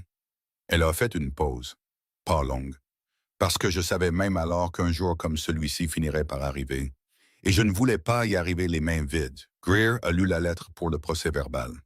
C'était un langage prudent, le langage d'homme qui savait qu'il ne fallait pas dire clairement ce qu'il pensait, mais sa signification n'était ambiguë pour personne dans la pièce. Une décision dans l'affaire du transfert des terres Hendricks avait été rendue d'une certaine manière, et certains arrangements avaient été conclus de manière satisfaisante. Greer a lu 4 autres lettres après cela, chacune d'une année différente, chacune un autre fil dans le même schéma. Quand il a terminé, La salle d'audience avait l'immobilité particulière des gens qui n'étaient plus sûrs du sol sous leurs pieds. Donné s'est levé pour le contre-interrogatoire. Il était toujours calme. L'homme était un professionnel, mais quelque chose avait changé dans la qualité de son calme. Il était plus tendu maintenant, plus délibéré. La différence entre un homme détendu et un homme qui joue la détente. Madame Alderman, a-t-il dit, vous et le juge Alderman, vous êtes séparés dans des circonstances litigieuses. Est-ce exact? Ce n'était pas agréable, a-t-elle dit. Et comment caractériseriez-vous vos sentiments envers votre ancien mari? Je caractériserai mes sentiments, a dit Ruth, comme étant sans pertinence pour le contenu de ces lettres, qui sont de sa main, que j'ai regardées pendant des années et qui disent exactement ce que M. Gray a lu à voix haute. Donné a fait une pause, s'est ressaisi. Une épouse amère n'est pas un témoin impartial. Non, a dit Ruth, mais une épouse amère avec 9 lettres de la propre main de son mari en est une documentée. Elle l'a regardé sans ciller. Vous devriez peut-être reconsidérer votre approche, M. Donner. Quelque chose a traversé la galerie. Pas tout à fait un rire, pas tout à fait un soupir, quelque chose entre les deux. Le juge Cruz a écrit quelque chose sur son papier. Donné a essayé 2 autres angles, les a trouvés tout aussi improductifs, et s'est assis. Greer a dit « Pas d'autres témoins, votre honneur. Le plaignant a terminé. » Le juge Cruz a regardé la table de la défense. « Monsieur Donner, vos témoins. » Donné a appelé 2 personnes. La première était une femme qui avait travaillé dans la maison des Brooks pendant 3 ans et a témoigné que Lily était, selon son expérience, une enfant sujette à une imagination vive et à des mensonges occasionnels. Greer l'a contre-interrogée pendant 6 minutes et a établi qu'elle avait été embauchée par Carolyn Brooks 4 mois après la mort de Tom Brooks, n'avait aucune connaissance du testament original et était actuellement toujours employée et payée par Carolyn Brooks. Le témoin a quitté la barre en paraissant plus petite qu'à son arrivée. Le deuxième témoin était un médecin du comté de Cotter qui avait vu Lily 2 fois après la mort de son père et l'avait caractérisée comme présentant des signes de perturbation comportementale liés au deuil. Greer lui a demandé si une perturbation liée au deuil chez un enfant qui venait de perdre son père était inhabituelle. Le médecin a dit non. Greer a demandé si cela indiquait un schéma de fabrication. Le médecin a dit « Pas nécessairement ». Greer l'a remercié et s'est assis. Puis Donner a dit « La défense appelle Carolyn Brooks ». La galerie s'est agitée. Carolyn s'est levée, a lissé sa robe et s'est dirigée vers la barre des témoins avec l'allure d'une femme qui avait décidé que la performance était la seule option restante et qui allait donner la performance de sa vie. Elle était bonne, Jack devait lui accorder ça. Elle parlait doucement, elle parlait de son chagrin à la mort de Tom, de sa lutte pour gérer la succession, de son inquiétude sincère pour le bien-être de Lily et de la douleur de voir l'enfant devenir de plus en plus difficile à atteindre. Elle a parlé de trouver Lily dans son bureau privé, de la peur qu'elle avait ressentie. Pas de la colère, a-t-elle pris soin de dire. Pas de la colère, mais de la peur et de l'impuissance en découvrant que l'enfant avait fouillé dans des documents juridiques qu'elle ne pouvait pas comprendre. Elle n'a pas dit qu'elle avait laissé Lily sur la route. Elle a dit que Lily était devenue angoissée pendant une course et était sortie du chariot malgré les protestations de Carolyn. La galerie était silencieuse. Greer s'est levé. Il ne s'est pas approché d'elle immédiatement. Il laisse rester à sa table, regardant quelque chose, laissant le silence s'étirer juste assez longtemps pour que Carolyn Brooks commence à se demander ce qu'il allait faire. Puis, il s'est approché d'elle lentement et a dit d'un ton conversationnel « Madame Brooks, vous avez témoigné que Lily est devenue angoissée et est sortie du chariot de son propre chef. Oui, vous avez tenté de l'arrêter, bien sûr, et pourtant, une fillette de 9 ans en détresse sortant d'un véhicule en mouvement sur une route isolée sous la chaleur de juillet a été autorisée à s'éloigner sans poursuite. Elle a couru. Je ne pouvais pas. Vous aviez un chariot et un cheval et elle y était à pied, a dit Greer. Et vous ne l'avez pas suivie. La mâchoire de Carolyn s'est légèrement crispée. Je pensais qu'elle avait besoin de temps pour se calmer. J'ai fait demi-tour. Combien de temps après? Une pause. Peut-être 1 heure. 1 heure. Greer a hoché la tête. Et quand vous avez fait demi-tour et que vous ne l'avez pas trouvée, j'ai supposé qu'elle avait trouvé de l'aide. La route n'est pas entièrement isolée. Vous avez supposé qu'une fillette de 9 ans en détresse avait trouvé de l'aide sur une route à 11 miles de la ville la plus proche, et vous êtes rentré chez vous. Je l'ai signalé à... Vous l'avez signalé à votre avocat, Leal Donner, qui a déposé une ordonnance du tribunal le soir même. Greer a pris un papier de sa table. Cette ordonnance du tribunal a été déposée à 7h45 du soir. Selon votre propre témoignage, vous n'avez découvert la disparition de Lily que... Quand était-ce? Silence. Madame Brooks, selon votre propre récit, quand Lily est-elle sortie du chariot? Vers midi. Midi, il a brandi le papier. Donc, dans les 8 heures suivant la disparition de Lily sur une route isolée, vous aviez déjà trouvé un avocat, décrit la situation, et fait préparer et déposer une ordonnance formelle du tribunal. Il l'a regardée. C'est assez efficace pour une femme en deuil et impuissante. J'étais inquiète. Je voulais m'assurer qu'elle soit rendue en toute sécurité par une ordonnance du tribunal plutôt que par une équipe de recherche. Monsieur Greer, avez-vous déposé un rapport de disparition d'enfants auprès du shérif du comté de Cotter? Un temps, j'ai d'abord contacté Monsieur Donner. Avez-vous déposé un rapport de disparition d'enfants auprès d'une agence de maintien de l'ordre? Un autre temps. Plus long, je crois que Donner s'est occupé des notifications appropriées.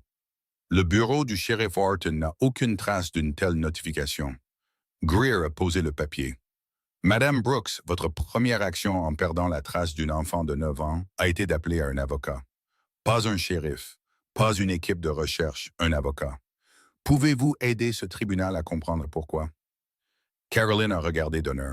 L'expression de Donner était professionnellement neutre, mais son stylo avait cessé de bouger. J'ai paniqué, dit-elle. Les gens paniquent de différentes manières. C'est vrai, a convenu Greer. Certaines personnes paniquent en cherchant l'enfant, d'autres en engageant immédiatement des poursuites judiciaires. Il a laissé cela en suspens. J'aimerais vous poser des questions sur le testament. Elle a bougé sur la chaise des témoins. À peine, juste assez. Le testament déposé au greffe du comté de Cotter il y a 18 mois, a poursuivi Greer, nomme Leal Donner comme fiduciaire de l'héritage de Lily Brooks. Est-ce exact? Oui. Tom a fait ce changement peu avant sa mort. Leal Donner, qui est aussi votre avocat personnel. Tom lui faisait confiance. Tom connaissait-il M. Donner personnellement? Ils s'étaient rencontrés une fois, a dit Greer. Selon les propres relevés de facturation de M. Donner, que nous avons assignés à comparaître, il a rencontré Thomas Brooks à une seule occasion lors d'une réunion de groupe 18 mois avant la mort de Tom. Ils n'ont eu aucun contact ultérieur. Il a pris un autre document. Pourtant, Tom Brooks aurait choisi cet homme qu'il avait rencontré une fois en passant pour être le seul fiduciaire de l'héritage de sa fille, contournant son propre frère de 30 ans. Cela vous semble-t-il cohérent avec l'homme que vous connaissiez? La voix de Caroline est sortie un peu plus fine qu'auparavant. Les gens prennent des décisions inattendues. C'est vrai, Greer a retourné le papier. Madame Brooks, je vais vous lire une clause du testament déposé au greffe du comté de Cotter. Il stipule qu'en cas d'incapacité ou de refus du fiduciaire désigné de remplir ses fonctions, tous les actifs de la succession reviendront à l'épouse survivante. Il l'a regardé par-dessus le papier. Vous, la galerie s'est agitée. Est-ce un langage standard dans un testament? A demandé agréablement Greer. D'après votre expérience, je ne suis pas avocate. Non, mais M. Donner l'est. Greer a posé le papier. Madame Brooks, si Lily Brooks n'avait jamais trouvé ce testament original, celui qui nomme Robert Brooks comme fiduciaire et ne prévoit aucune réversion pour vous. Qu'arriverait-il aux 4000 acres de Tom Brooks et aux avoirs associés lorsque Lily atteindrait sa majorité? Caroline n'a pas répondu. Compte tenu de la clause que nous venons de discuter, a poursuivi Greer, et étant donné que Lily a 9 ans avec 9 ans à attendre avant sa majorité, 9 ans pendant lesquels un fiduciaire avec pleine autorité pourrait prendre de nombreuses décisions financières. Qui aurait effectivement contrôlé cette succession? Silence. Madame Brooks. Le fiduciaire, dit-elle doucement. Et si le fiduciaire était aussi votre avocat personnel avec un arrangement de longue date avec un juge de comté, comme l'établit la correspondance que nous avons présentée comme preuve ce matin, diriez-vous que l'arrangement était conçu pour protéger les intérêts de Lily? Donné était debout. Objection. Appel à la spéculation. Je vais reformuler, a dit Greer, et il a regardé Caroline avec une expression totalement dépourvue d'agressivité et totalement dépourvue de pitié. Madame Brooks, aimiez-vous Tom Brooks? La question a atterri de manière totalement inattendue, et Caroline a cligné des yeux.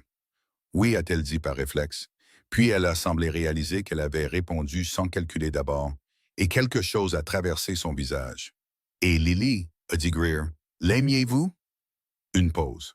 Prudence maintenant. C'est une enfant perturbée. Mes sentiments envers elle sont compliqués. Compliqués, a répété Greer. Il s'est tourné et a regardé Lily, assise à la table du plaignant, les mains jointes, regardant sa belle-mère avec une expression entièrement composée et entièrement dévastatrice dans son sang-froid.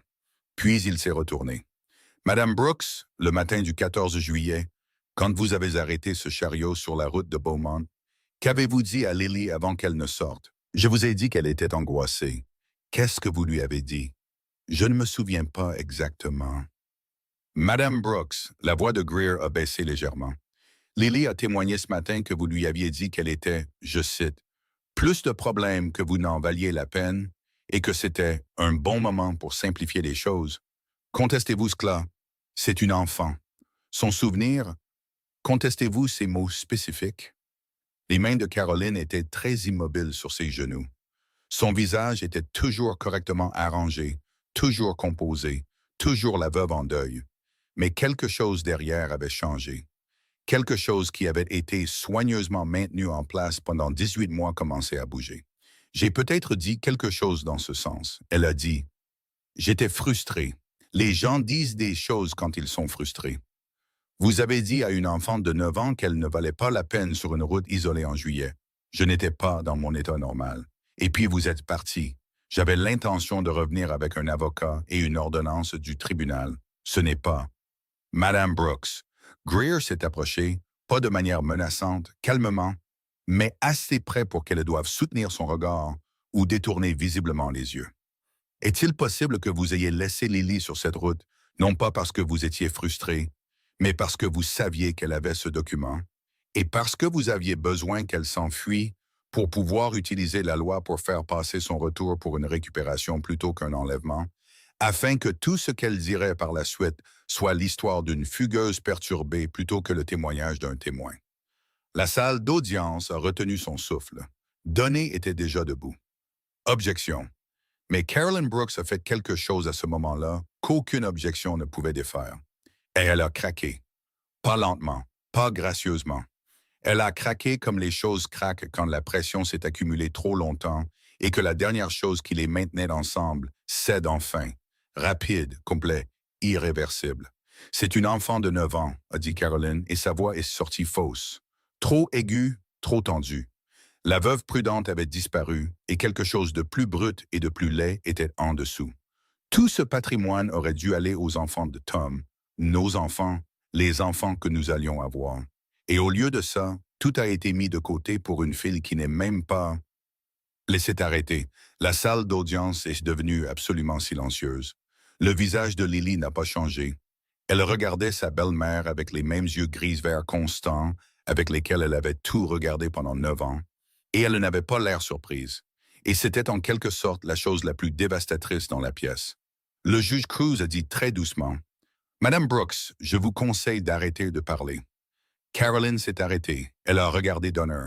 Le visage de Donner était passé d'un neutre professionnel à quelque chose qui n'avait plus aucune performance. Greer a reculé. « Pas d'autres questions, votre honneur. » Donner n'a pas réinterrogé. Carolyn Brooks est retournée à sa table, s'est assise et n'a plus bougé. La suspension a duré 40 minutes. Jack était assis dans le couloir avec Lily sur un banc contre le mur. Robert Brooks était assis de l'autre côté. Ils n'ont pas beaucoup parlé. Lily avait les mains sur ses genoux et regardait le sol, mais pas comme les gens regardent le sol quand ils sont vaincus. Comme ils le regardent quand ils traitent quelque chose de trop grand pour être porté d'un seul coup. « Elle n'allait pas s'arrêter, a finalement dit Lily. « Non, a dit Jack. Elle allait continuer à trouver des moyens. Même si elle avait perdu aujourd'hui, elle aurait continué à trouver des moyens. Elle était silencieuse. Les gens comme ça ne s'arrêtent pas. Ils se regroupent simplement. » Robert posa sa main sur son épaule avec précaution. Il avait été prudent avec elle depuis son arrivée. Comme un homme qui sait qu'il est arrivé en retard et essaie de ne pas présumer. « Elle n'aura pas les ressources pour se regrouper, a-t-il dit. Pas après aujourd'hui. Comment le savez-vous? Parce que je connaissais ton père, a dit Robert, et je sais ce qu'il a construit. Et je sais que ce qu'elle a essayé de prendre n'est pas seulement une propriété. C'est ce qu'il t'a laissé exprès. Et les tribunaux ne voient pas d'un bon œil les gens qui falsifient des documents et abandonnent des enfants sur le bord des routes. Il l'a regardée. Elle a craqué là-dedans, Lily, devant 140 personnes et un juge de district. On ne se remet pas de ça. Lily l'a regardé un long moment. Puis elle a regardé Jack. A-t-il raison? Il a raison, a dit Jack. Elle s'est adossée au mur et a laissé échapper un souffle qui semblait venir de très profond. Pas un sanglot, pas un cri, juste un souffle. Le genre qui vient quand quelque chose qui a été maintenu en un seul endroit pendant très longtemps est enfin autorisé à bouger. Mon père aurait aimé ça, a-t-elle dit. Il aimait quand la vérité gagnait. Il disait que ça n'arrivait pas assez souvent pour le prendre pour acquis. Elle a fait une pause. Il avait raison là-dessus aussi. Jack a regardé le sol du couloir. Il pensait à Tom Brooks, à une transhumance il y a 11 ans, à une poignée de main qui avait signifié ce que les poignées de main signifiaient autrefois, à un homme qui avait appris à sa fille à faire attention parce que c'était la seule chose que personne ne pouvait lui enlever. Tom Brooks avait eu raison sur plus de choses que la plupart des hommes que Jack avait jamais connus. Il serait fier, a dit Robert doucement. Je sais, a dit Lily. Elle a tendu la main et l'a posée brièvement sur le bras de Robert. Juste une seconde, juste le plus léger contact. Et c'était la première fois qu'elle tendait la main vers lui de sa propre initiative. Il s'est immobilisé, comme une personne s'immobilise quand quelque chose qu'elle n'osait pas espérer arrive tranquillement. Le juge Cruz a rappelé le tribunal à l'ordre et a regardé les deux tables pendant un long moment avant de parler. Je suis sur ce banc depuis 22 ans. Il a dit, j'ai entendu un nombre important d'affaires concernant le bien-être des enfants, l'intégrité des documents de succession et la conduite des officiers de justice. Je ne ressens pas souvent le besoin de parler au-delà de ma décision. Il a posé son stylo. Aujourd'hui, je vais faire une exception. La galerie était immobile. Les preuves présentées dans cette procédure établissent, à ma détermination, ce qui suit. Il n'a pas regardé ses notes. 1. Le testament déposé au greffe du comté de Cotter il y a 18 mois n'est pas conforme au document original attesté, daté et corroboré de manière indépendante, présenté par le plaignant. 2. Les dossiers financiers présentés indiquent un schéma de mauvaise conduite fiduciaire impliquant la succession du défunt Thomas Brooks. 3. Le témoignage de l'enfant Lily Brooks est cohérent, corroboré par des témoins indépendants et, à mon avis, entièrement crédibles. Il a fait une pause. 4. La conduite de la défendresse envers l'enfant mineur le 14 juillet de cette année constitue au minimum une mise en danger imprudente et un abandon d'enfant en vertu de la loi du Texas. Il a regardé directement Carolyn Brooks. Madame Brooks, le tribunal se prononce contre vous sur tous les chefs d'accusation. La garde de Liliana Brooks est accordée, en attendant les procédures formelles d'adoption, à M. Jack Turner du comté de Cotter, sous la surveillance conjointe de M. Robert Brooks de Savannah, Géorgie, en tant que fiduciaire légitime désigné de la succession Brooks. Il a regardé Greer. Je réfère l'affaire du testament falsifié au bureau du procureur général de l'État, ainsi que la correspondance présentée comme preuve aujourd'hui concernant la conduite de certains officiers du tribunal du comté de Cotter. J'écrirai personnellement au conseil de révision judiciaire. Il a regardé Donner. Monsieur Donner, votre licence d'exercice du droit dans l'État du Texas est suspendue, en attente d'enquête, avec effet immédiat. Vous remettrez vos lettres de créance au greffier avant de quitter ce bâtiment. Donner ne s'est pas levé. Il est resté très immobile et a regardé la table. Puis le juge Cruz a regardé la galerie. Les 140 personnes qui avaient retenu leur souffle pendant la majeure partie de 4 heures, et il a dit quelque chose qu'aucune d'entre elles n'attendait. J'ai été pupille de l'État du Texas de l'âge de 7 ans à l'âge de 16 ans. Il a dit, je vous dis cela non pas par sympathie, mais par clarté. La loi telle qu'elle est écrite est un cadre. Elle n'est pas en soi la justice. La justice exige que les personnes au sein du cadre exercent quelque chose que la loi ne peut pas imposer. Le jugement, la conscience. Il a regardé Lily, et parfois un courage d'un genre que les adultes n'ont pas le droit de demander à un enfant, mais qu'un enfant fournit quand même. Il a détourné le regard. La séance est levée. Le marteau est tombé. Pendant une demi-seconde, rien ne s'est passé. Puis la galerie a éclaté comme une vague. Jack n'a rien entendu clairement. Il regardait Lily. Elle était assise sur sa chaise et ne s'est pas levée avec la foule, et ne s'est pas tournée pour voir qui applaudissait, pleurait ou bougeait autour d'elle. Elle est restée immobile, les mains à plat sur la table, et a regardé l'endroit où le juge Cruz était assis, et son visage contenait tout à la fois. L'épuisement, le soulagement, le deuil et quelque chose qui n'avait pas de nom propre. Quelque chose qui se passe dans le corps quand un poids qu'il a porté si longtemps qu'il a cessé de le remarquer se lève enfin, soudainement. Jack s'est accroupi à côté de sa chaise. Lily, elle l'a regardé. C'est fini, a-t-il dit. Sa gorge a bougé. Je sais, tu as fait ça. Tu as marché 11 miles et tu as gardé ce document pendant 18 mois et tu t'es assise sur cette chaise et tu as dit la vérité. C'était toi. Nous, a-t-elle dit, c'était nous. Il l'a regardé un moment. 9 ans, la fille de Tom Brooks, le meilleur témoin de Greer, la seule personne du comté de Cutter qui avait regardé Caroline Brooks dans cette salle d'audience et n'avait pas détourné le regard la première. Ouais, a-t-il dit. Nous. Elle a passé ses bras autour de son cou. Elle l'a fait comme elle faisait la plupart des choses. Délibérément, décidée, sans demi-mesure. Et il l'a serré là, au milieu d'une salle d'audience et Harlow Junction, avec 140 personnes qui bougeaient autour d'eux, et aucun d'eux n'a dit autre chose pendant un long moment. Elena, debout à 1 mètre de là, a porté sa main à sa bouche et a regardé le plafond. Robert Brooks se tenait à l'écart, regardant la file de son frère s'accrocher à un étranger qui était devenu en quelque sorte la personne la plus importante de son monde, et il n'a pas essayé d'arrêter ce qui traversait son visage. À l'extérieur du palais de justice, le comté de Cutter allait parler de ce jour pendant longtemps. Caroline Brooks serait conduite par une porte latérale 20 minutes plus tard, silencieuse d'une manière qu'elle n'avait jamais été auparavant.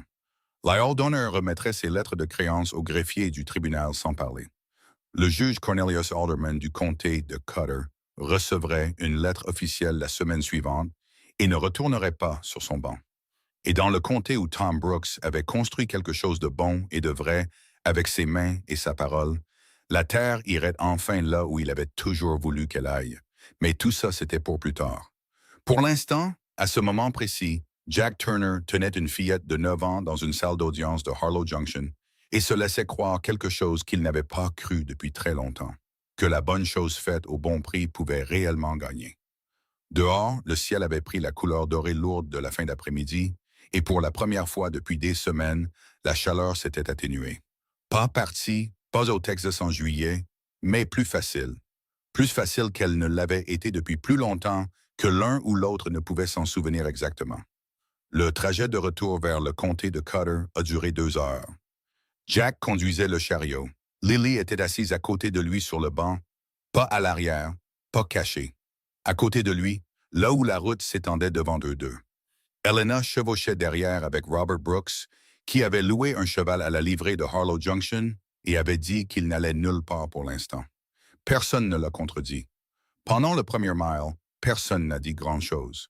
Puis Lily a dit « Qu'est-ce qui se passe maintenant? » Greer dépose la requête d'adoption formelle la semaine prochaine. Jack a dit « Il faut environ 60 jours pour que le tribunal la traite. 60 jours plus ou moins. » Elle était silencieuse. Et d'ici là, tu es sous ma garde en vertu de l'ordonnance du tribunal de district, ce qui signifie que tu es au ranch avec Elena, avec moi.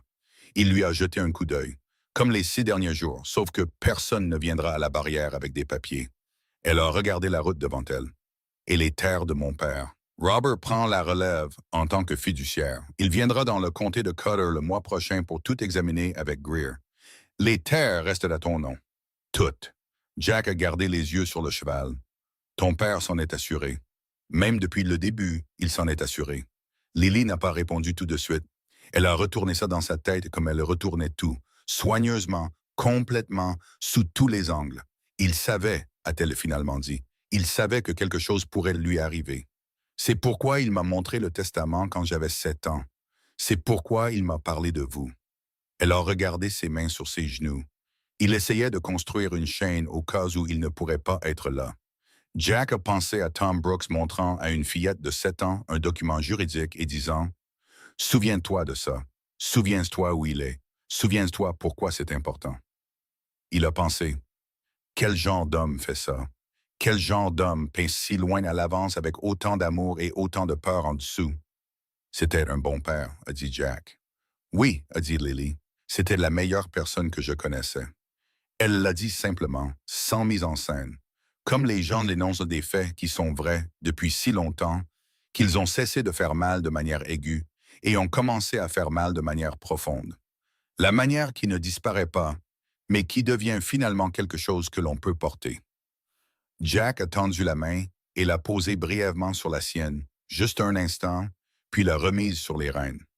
Elle n'a rien dit, mais elle s'est assise un peu plus près sur le banc qu'auparavant. Ils sont revenus à un range qui n'était pas le même que celui qu'ils avaient quitté. Cobb, le retraité qui avait apporté le porc salé 3 jours auparavant, était assis sur le poteau de la barrière. Quand il a vu le chariot arriver, il s'est levé, a enlevé son chapeau et l'a tenu contre sa poitrine. Il n'a rien dit. Il n'en avait pas besoin. Jack lui a fait un signe de tête et Cobb a remis à son chapeau et est retourné à ce qu'il faisait. Ada Harris était sur le porche. Elle avait apporté assez de nourriture pour nourrir 12 personnes et avait apparemment passé l'après-midi à cuisiner dans la cuisine d'Elena parce qu'elle avait décidé que c'était ce que la situation exigeait et que personne ne lui avait dit le contraire. Elle est descendue du porche quand Lily est descendue du chariot et elle a regardé la fille un moment avec le regard particulier d'une femme qui avait connu le père de quelqu'un et qui voyait maintenant cette personne dans un visage trop jeune et qui avait déjà trop vu. La fille de Tom, a dit Ada. Sa voix était rauque. Viens ici. Lily l'a regardé. Ada Harris était grande, chaleureuse et totalement dépourvue de sentimentalisme, à la manière des gens qui expriment de l'amour par l'action plutôt que par la parole. Elle a ouvert les bras et Lily s'y est jetée avec une sorte de confiance qui n'arrive que lorsqu'une personne n'a plus de raison de se retenir.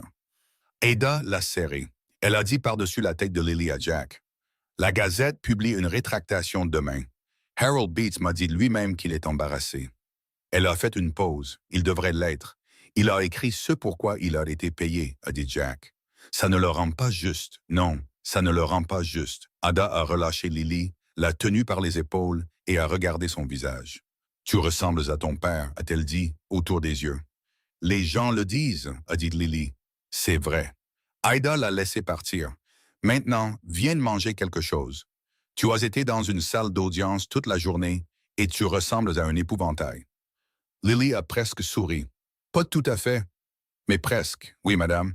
Le souper était bruyant d'une manière que le Ranch Turner n'avait pas été bruyant depuis des années.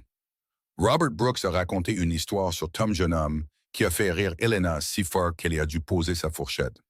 Cobb a mangé 3 portions et n'a pas dit grand-chose, mais a fait des bruits d'appréciation à intervalles réguliers. Ada a tenu la cour à un bout de la table et a démontré qu'elle avait des opinions sur l'état du système judiciaire du comté de Cotter qui étaient approfondies et sans concession. Greer, qui était venu après avoir déposé les derniers papiers, était assis au coin de la table avec un verre d'eau et l'expression d'un homme qui avait fait une bonne journée de travail et s'autorisait à le savoir. Jack a regardé tout cela depuis son bout de la table et a ressenti quelque chose qu'il n'avait pas ressenti depuis longtemps. Pas le bonheur exactement, pas encore, mais son précurseur. La chaleur avant la chaleur, le sentiment d'une maison faisant ce qu'une maison est censée faire. Lily était assise en face de Robert et lui posait des questions sur l'enfance de son père. Des questions prudentes, le genre de questions que pose une personne qui essaie de remplir une carte dont il lui manque des morceaux depuis des années. Robert a répondu à chacune avec le même soin qu'elle mettait à les poser. Sans se presser, sans embellir, juste en disant la vérité sur un homme qu'il avait aimé pendant 50 ans.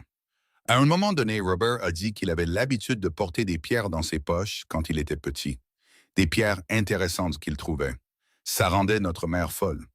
Lily a dit sans hésiter. Je fais ça aussi. Robert s'est immobilisé.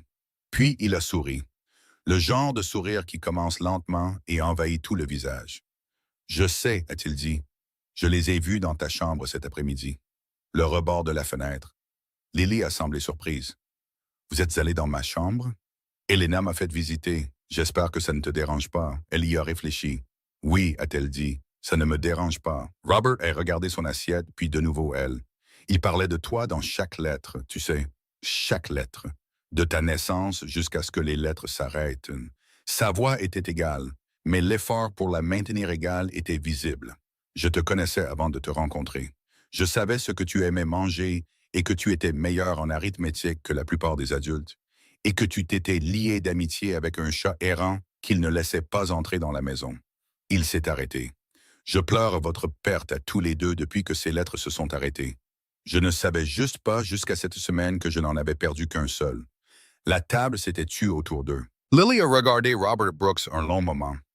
Elle faisait ce qu'elle faisait, mesurant, évaluant, décidant quelle partie d'elle-même était sûre d'étendre. Puis elle a dit, « Il parlait de vous aussi. Il disait que vous étiez l'homme le plus têtu de Géorgie. » Robert a ri, soudain, réel, le rire d'un homme pris en embuscade par la joie. C'est tout à fait exact. Il le disait comme un compliment. Je sais qu'il le faisait. Robert s'est essuyé l'œil avec le dos de sa main, sans le cacher, sans le jouer. C'est comme ça que je l'ai pris. Après le souper, après qu'Ada soit rentrée chez elle avec ses plats vides, que Cobb soit retourné au dortoir et que Robert se soit retiré dans la chambre d'amis qu'Elena avait préparée, Jack a de nouveau trouvé Lily sur le porche. Même marche, même position, les avant-bras sur les genoux, regardant au loin. Mais quelque chose était différent ce soir. La tension qui avait habité ses épaules pendant 6 jours avait disparu. Pas entièrement, peut-être même pas la plupart, mais assez pour que sa silhouette ait changé. Jack s'est assis à côté d'elle. « Tu devrais dormir, a-t-il dit. « Je sais. » Elle n'a pas bougé. « Je vais le faire. » Ils sont restés assis dans le noir un moment. La chaleur avait cédé. Pas la chaleur de l'été qui ne céderait pas avant un autre mois. Mais la pression particulière des 6 derniers jours s'était levée, et l'air semblait différent sans elle. Plus lâche, comme si quelque chose qui avait retenu son souffle avait enfin lâché prise. « Monsieur Turner, a dit Lily. « Jack, a-t-il dit. Elle l'a regardé de côté. C'était la première fois qu'il le disait clairement comme ça. Pas une correction exactement, plutôt une porte laissée ouverte. « Jack, a-t-elle dit, en l'essayant prudente, comme un premier pas sur la glace. « Ouais. » Elle a de nouveau regardé l'obscurité. « Qu'est-ce que vous attendez de tout ça? Quand ce sera... Quand les 60 jours seront passés et que tout sera réglé. » Elle a fait une pause. « Qu'est-ce que vous vouliez vraiment quand vous avez arrêté ce cheval? » Il y a réfléchi honnêtement. C'était ça avec Lily. Elle posait toujours les questions qui méritaient des réponses honnêtes, et elle savait toujours si elle n'en obtenait pas. « Je ne savais pas ce que je voulais, a-t-il dit. Je me suis arrêté parce que c'était de la bonne chose à faire. C'est tout ce que c'était au début. » Il a regardé ses mains. Mais quelque part au cours des 6 derniers jours, il s'est arrêté, a recommencé. « Je suis seul depuis longtemps, par choix principalement. Après la mort de ma femme, j'ai décidé que c'était plus simple. Le simple est plus facile. » Il s'est tourné pour la regarder directement. « Tu as fait en sorte que le simple ressemble à un gâchis. » Lily a réfléchi à ça. « Je ne voulais pas. Je sais. C'est ce qui a fait que ça a marché. » Elle l'a regardé. « Vous n'allez pas le regretter. Quand je serai difficile ou quand je mettrai de la boue partout ou quand je me disputerai pour quelque chose. » « Tu te disputes beaucoup? » Elle a réfléchi. « Oui, bien. » Il l'a dit directement. « J'aurais bien besoin de quelqu'un dans cette maison qui se dispute. Elena est trop souvent d'accord avec moi par politesse, et ça me rend paresseux. » Cette fois, le presque sourire est apparu. Petit, rapide, réel. Le premier vrai sourire qu'il avait vu d'elle. Sans garde, sans calcul, juste là. Il a duré environ 3 secondes, puis il a disparu. Mais il s'était produit. Jack l'a rangé avec le même soin qu'il avait utilisé pour tout le reste de cette semaine. « Je veux visiter sa tombe, a dit Lily. Mon père avant de la rentrée. M'emmènerez-vous? Le premier jour où tu voudras y aller. Et je veux écrire à Robert même après son retour en Géorgie. Je veux continuer à écrire. C'est entre toi et Robert. Je sais. Je voulais juste que vous sachiez que j'allais le faire. » Elle est restée silencieuse un moment. « Et je veux garder les pierres sur le rebord de la fenêtre. » Elena a dit qu'elles encombraient le rebord. Elena encombre son propre rebord avec des herbes séchées et elle le sait. Laisse les pierres. Lily a hoché la tête.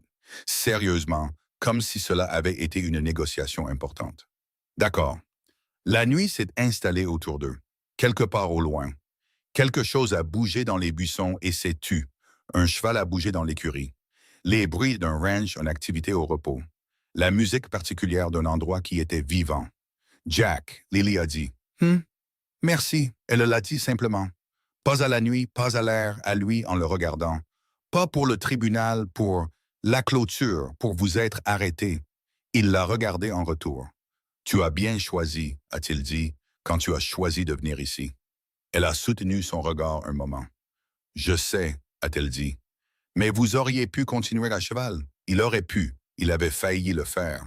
Et s'il avait continué, une fillette de 9 ans avec un testament original dans sa robe, et 11 miles de chaleur de juillet derrière elle, et toute la bonne foi de son père dans ses yeux gris-verts, serait restée assise sur ce poteau de clôture jusqu'à ce qu'elle ne puisse plus. Il ne s'est pas permis de trop y penser. « Va te coucher, a-t-il dit. Vous aussi. » Elle s'est levée, est allée à la porte, puis s'est arrêtée, la main sur le cadre. Elle ne s'est pas retournée. Elle est juste restée là une seconde, le dos tourné, les épaules droites. « Bonne nuit, a-t-elle dit. « Bonne nuit, Lily. » Elle est rentrée. Jack est resté sur le porche un peu plus longtemps. Il a regardé la terre sombre et le grand ciel et les étoiles qui étaient les mêmes étoiles qu'elles avaient toujours été, indifférentes aux ordonnances du tribunal, aux testaments falsifiés, aux enfants sur les poteaux de clôture et à tout ce qui se passait en dessous d'elle. Il a pensé à Tom Brooks. Il a pensé à comment un homme pouvait être mort et continuer à faire du bon travail.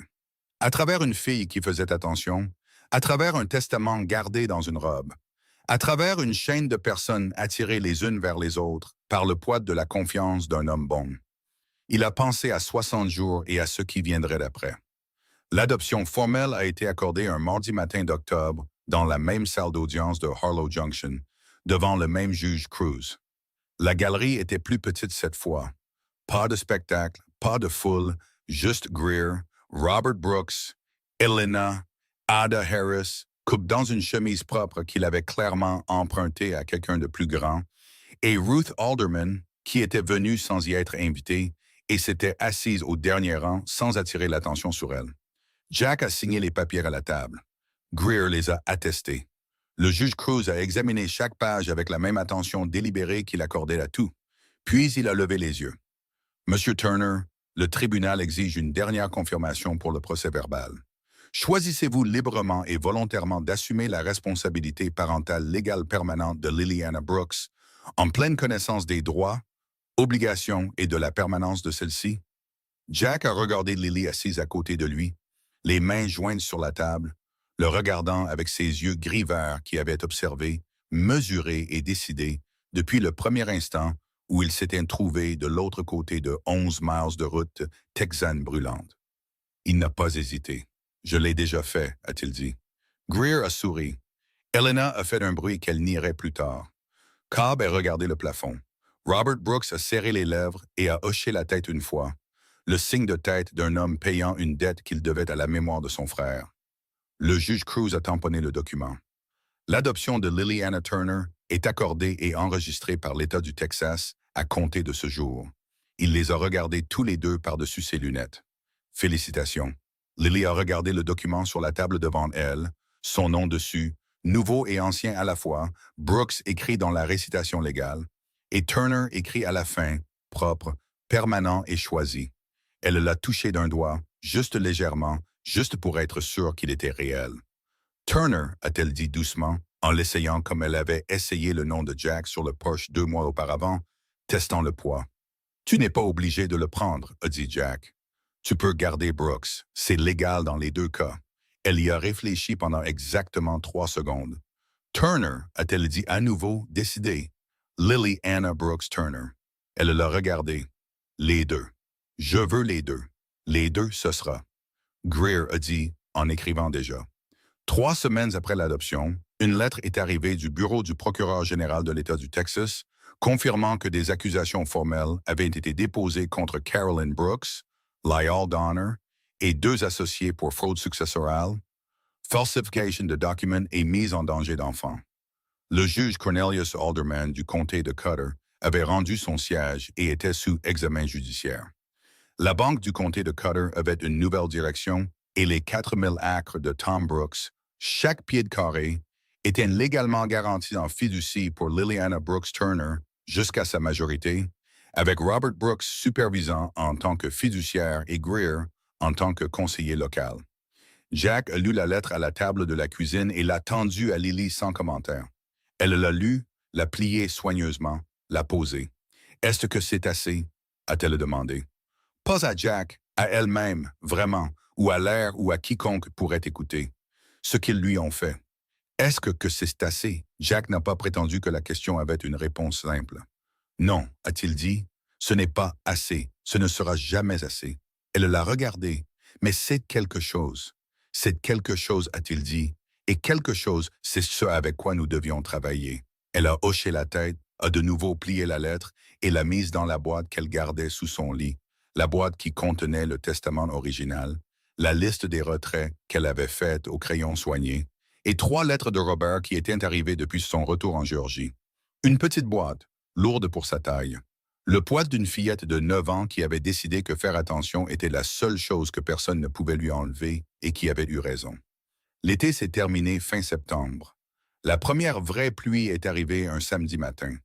Pas une tempête, pas de dramatique, juste une pluie régulière, trempante, généreuse que la terre attendait avec impatience depuis juin. Elle est tombée sur les lits de ruisseaux fissurés, les poteaux de clôture blanchis et l'herbe sèche et brune qui avait oublié ce que l'eau ressentait. Lily est sortie sous la pluie, non pas parce qu'elle ne savait pas qu'il pleuvait. Elle est sortie parce qu'elle le savait et qu'elle voulait se tenir dedans. Elle s'est tenue dans la cour, le visage tourné vers le haut et les yeux fermés, et la pluie tombant sur elle comme la pluie tombe sur tout ce qu'elle touche, sans distinction, sans condition, sans demander ce que vous avez traversé ou ce que vous méritez. Elena a regardé depuis le porche et ne l'a pas rappelé à l'intérieur. Jack est sorti et s'est tenu à côté d'Elena. Il a regardé Lily debout sous la pluie. « Elle va être trempée, » a dit Elena. « Ouais, tu devrais lui dire de rentrer, probablement. » Aucun d'eux n'a bougé. Au bout d'un moment, Lily a baissé le visage, a ouvert les yeux et a regardé la cour, a vraiment regardé. Comme elle regardait tout, attentivement et complètement. L'eau qui coulait des poteaux de clôture, le bruit de la pluie sur le toit de la grange, l'odeur de la terre mouillée qui avait été sèche trop longtemps et qui rendait enfin quelque chose. Elle s'est tournée et a regardé Jack sur le porche. Il a levé une main, un petit geste simple. Juste, je te vois. Juste, je suis là. Elle a levé la main en retour. Puis elle s'est retournée pour faire face au champ, les bras légèrement écartés, les paumes ouvertes, ne se cachant pas, ne fuyant pas, ne se tenant pas au bord de quelque chose, ne mesurant pas la confiance qu'il était sûr de dépenser, juste debout, libre, de la manière qui n'arrive qu'aux personnes qui l'ont mérité à un prix que la plupart des gens ne seront jamais invités à payer. Jack Turner a regardé la file de Tom Brooks se tenir sous la première pluie de septembre et a senti quelque chose s'achever en lui qui était incomplet depuis très longtemps. Pas un deuil effacé, pas une perte annulée, mais la plénitude particulière qui vient quand une vie qui a été mise à distance, gardée étroite, gardée gérable, gardée à l'abri de trop portée, s'ouvre à nouveau et laisse entrer quelqu'un. Il n'avait pas cherché cela. Il avait failli continuer à cheval, mais il s'était arrêté et elle l'avait choisi et la chaîne que Tom Brooks avait construite avec toute sa vie prudente avait tenu. Ce soir-là, Lily est rentrée de la pluie, dégoulinant sur le sol propre d'Elena sans s'excuser, et s'est assise à la table de la cuisine. Jack a versé une tasse de cidre chaud. Elle a enroulé ses 2 mains autour et l'a regardé de l'autre côté de la table avec ses yeux qui avaient trop vu et qui avaient continué quand même. « Jack », a-t-elle dit. Elle a ouvert la bouche, l'a refermée, a réessayé. « Papa », a-t-elle dit, prudente, délibérée, comme elle disait tout ce qui comptait. Il s'est immobilisé. Elle l'a regardé, attendant, mesurant même maintenant la vieille habitude de la prudence courant sous la nouvelle habitude de la confiance. « Ouais », a-t-il dit. Sa voix est sortie rauque. Il n'a pas essayé de l'adoucir. « Ouais, c'est ça. » Elle a hoché la tête comme si c'était réglé, comme si ça avait toujours été destiné à être réglé depuis le moment où elle était descendue de ce poteau de clôture, avait tendu la main et avait pris la sienne. Elle a bu son cidre. Il s'est assis en face d'elle, et dans la cuisine du ranch Turner, avec la pluie de septembre tombant sur une terre qui avait été sèche trop longtemps, Liliana Brooks Turner, qui avait marché 11 miles pieds nus sous la chaleur de juillet sur rien d'autre que la parole de son père et son propre courage inébranlable, est enfin pleinement rentrée à la maison. Certaines choses ne peuvent pas être prises. Certaines choses ne peuvent pas être falsifiées, volées ou chassées sur une route au milieu de l'été. Certaines choses, choisies librement, tenues à travers le feu, construites une décision honnête à la fois, sont simplement permanentes. C'en était une.